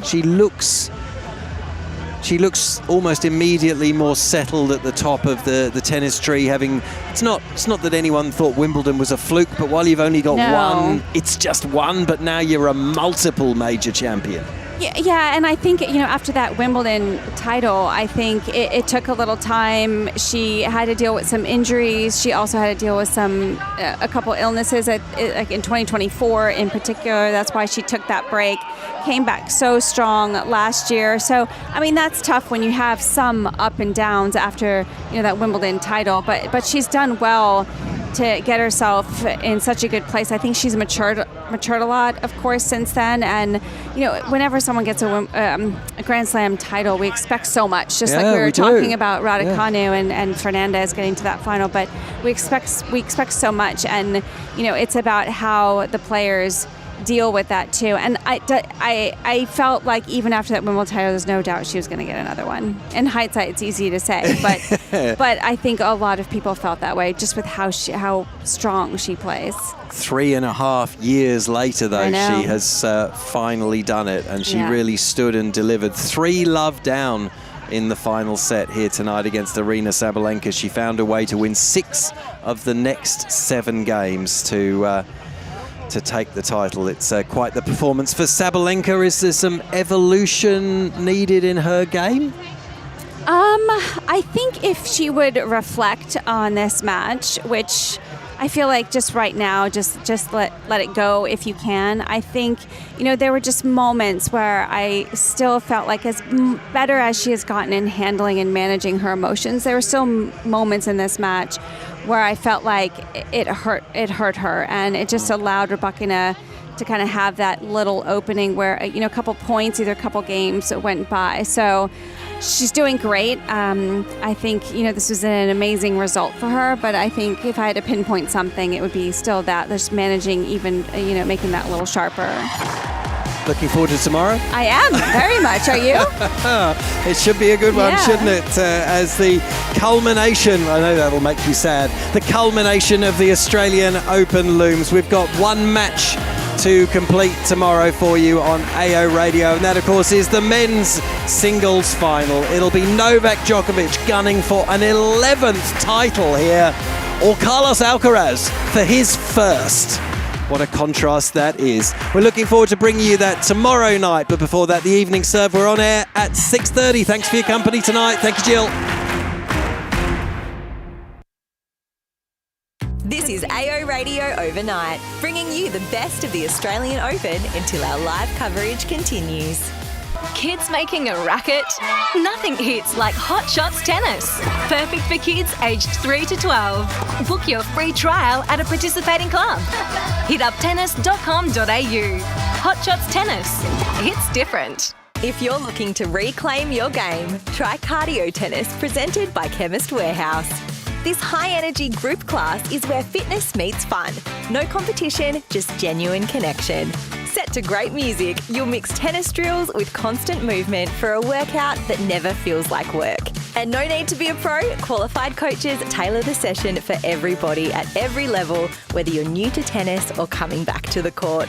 An hour of cardio tennis is guaranteed to smash stress, lift your mood and leave you feeling motivated and confident. Reclaim your game with Cardio Tennis presented by Chemist Warehouse. Book now at tennis.com.au. Downtime hits different with Tennis Court Hire. Whether it's a friend you want to see, a bit of time for me, or just finding an hour free, whatever you're into, get out on court. Tennis.com.au. Player features, exclusive interviews, game insights, and much more. That's Australian Tennis Magazine. And this AO, Australia's only tennis publication, turns 50. Join us in celebrating our special milestone by picking up a copy or subscribing at tennismag.com.au. Message our commentators. Go to ozopen.com/AO Radio and click on Ask the Booth. You're listening to AO Radio. Hi everyone and welcome to another episode of The Sit Down. I'm Matt Trollope, a writer and editor for ozopen.com, and it's just me in the chair this week. Viv has just finished up 3 incredible weeks at Wimbledon and is making her way back to Melbourne as we speak. But for this week's episode, we're bringing you a slightly different format. We've got back-to-back interviews with a couple of Australian tennis legends, Ken Rosewall and Mel Anderson. I got the opportunity to talk with both Ken and Mel in Brisbane earlier this year. It was in April when Australia was hosting the Billie Jean King Cup qualifiers tie against Kazakhstan and Colombia. And this was happening at Rod Laver Arena, and both Ken and Mel came along to watch because they live in Brisbane. So while they were there, we had this incredible opportunity to film the moment when Mel received his International Tennis Hall of Fame ring from Ken 25 years after he was inducted into the Hall of Fame in 2000. And there's a story behind that and why Mel has taken so long to receive his ring, which you'll hear about in this interview.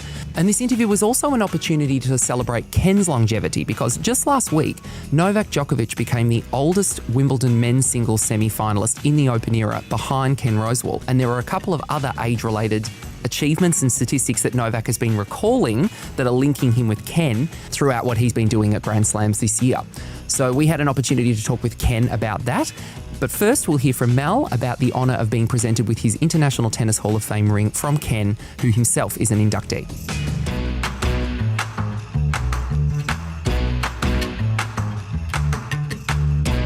Mel, tell us about, so when you got your Tennis Hall of Fame ring from Ken, you were like, finally, they found it, or whatever you said, and like 20 years later or whatever. What is the story with the Well, tennis? Apparently, they said that we got a ring for you, and I got the ring size, and I sent it back to them.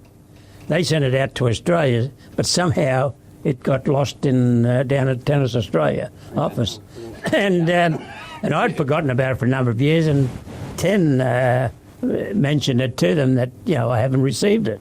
So then they did a bit of research, and it would have been 23 years ago since I filled in everything. Yes. And it's a great honour to get it too, because it still was a great honour to be nominated and accepted as a member of the International Tennis Hall of Fame.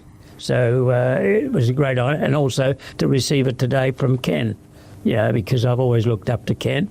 And even though he's the old one, he's 4 months older than I am. But we've had great comradeship over the years, and I don't know why I talk to him over all the times he beat me. But just the same, he's a great friend, and we meet every so often for coffee, every 3 or 4 weeks or 2 weeks. So, receiving it from him, and it's just a great honour. Yeah, it's something you can always look at the ring and say, well, gee, I'm a member. Yeah. So you were inducted in, I think, the year 2000. Yep, yeah, that's right. So 25 years ago. Did you Did you go to Newport for your Yes, I did. ceremony? Yeah. Yeah. So what was that like? It was fantastic. They do a great job. It's very well organised. It's done during the tournament they have there too, the Newport Open tournament. So it was great to see some of the matches, but they really looked after us very well, and my wife and I went over, and we had a great time there, and it was just a great honour to be recognised for what I did for tennis, and it's greatly appreciated. Yeah.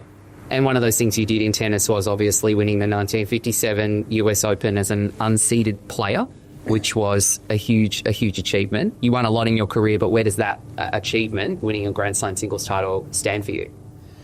Well, it was something unexpected because the results up until that event, I was struggling a little bit with form. I think really what inspired me, I've never really told anyone, I received a letter from Harry Hopman just before as I arrived in America. And, of course, Harry Hopman and Davis Cup was his pet thing. And, of course, Cain and Lou Ho just had turned pro. So there was two new ones. If you're pro, you weren't allowed to play Davis Cup. So Harry Hopman was looking for someone, and I think Ashley Cooper was the certainty. And number two, and he wrote me a letter and said, well, Mel, he said, if you lose first or second round in the Australian, in the US Open, I want you to return to Melbourne and cancel my wedding. I was getting married as soon as I got back. And I said, my God, And that's a true story. And so I got out and I started running, and it paid dividends because I probably got myself a little bit fitter, and luckily someone was looking down on me, wanted me to get married, and which I'm happily do so. So that letter really kicked my career started a bit. Yeah. I didn't know that story, but I do. No, I don't tell it much because I didn't mention it even to Daff, my wife, because I think she would have murdered Hopman anyway. So I didn't want her up for murder. No. We want a happy life. Everyone's staying. Exactly. And you went on to donate your US Open trophy to your local club in Theodore. Yes, which is pretty cool that a regional club has a Grand Slam trophy. Not every club can say that. Well, if I'd have won as many as Cain, I would have probably given it to the family, but I only had one, and my daughter here was with me today. Was a bit disappointed, but I knew it would be there for another 100 years, and it might inspire some youngster up there, ever what sport it is, that you can make it from the country. So I thought it'd be a good idea, and they've looked after it, and I gave them the Australian also doubles, which I won with John Newcomb, and they were very thrilled with it. They built a special cupboard, so that, yeah. So it's going to be looked after well. Good. And then I don't have to polish it. Yeah, next little stake, nice and dust-free behind the cabinet. That is interesting you should say that because, yes, you won US Open in the amateur era in the 50s, and you won with Newcomb in the doubles in 73? 73, yeah. So in between, you had a really successful pro career. You turned pro pretty early. I think, was it 1959? It was before the 60s. Yeah, I did. Well, I just got married, and I wanted to, in 58, have a trip overseas with Daff, my wife, and Tennis Australia. And I was in the finals of the Australian in January, and they were meeting after the Australian, and I had my application in to privately. And they came back and said, no, you can't do that. So I wasn't going to travel with the team, so I said, OK, I'm not going away. So I then went back up to where I came from, Theodore. Mum and Dad had a cattle property, and I was there, and then finally I got a message from Jack Kramer's agent in Sydney, and he wanted to come up, and we had a discussion. We met in Rockhampton, and he told me a contract, what they wanted to sign. I said, good enough. So, but on the conditions that I play Wimbledon and the US, and so I did. But in 58, before 58, and then unfortunately I had to forfeit in 58. I did my ankle in the quarterfinals, and then I got to the finals of the US Open or US Amateur, and unfortunate things happened there too. So 58 wasn't a good year. Yeah. So then I turned pro in 59, and I was happy, and because just getting married, I needed a future, and it was good. Yeah. And so when finally you came back, the Open era was about 10 years after that, 68, 69, and everyone was back competing together. I've got 2 more questions for you. You played Cain in the 1972 Australian Open final, which is another thing that draws the two of you together. On the Tennis Australia website, I can't remember whose profile it is, one of yours, but calls that final the Golden Oldies final, when you mowed 36 and 37, and you both had kids, and you come out of retirement, I think. Well, ish, to play that final. Like, when you think, and Cain remains the oldest Grand Slam champion in the Open era. Like, it's quite historic that happened. What do you remember of that match? Well, no one's ever had a career as well as Cain, And it's funny, when they turned pro, all the critics were saying, Cain will get burnt out, and Lou will, but it was reversed. I think if you love the game, and Cain does like the game, like myself, I just love to play, and so then, I started playing a lot, and then Neil rang in 71 whether I'd be interested in playing Davis Cup. And I thought, well, you must be scraping a barrel.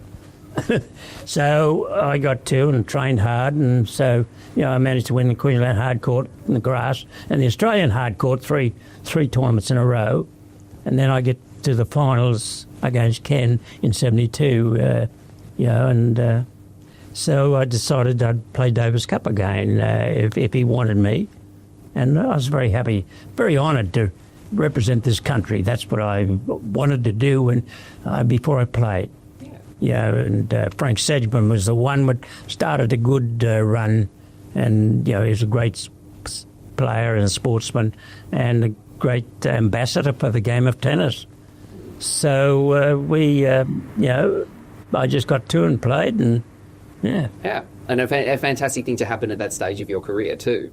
It was good, and I played 72 and 73.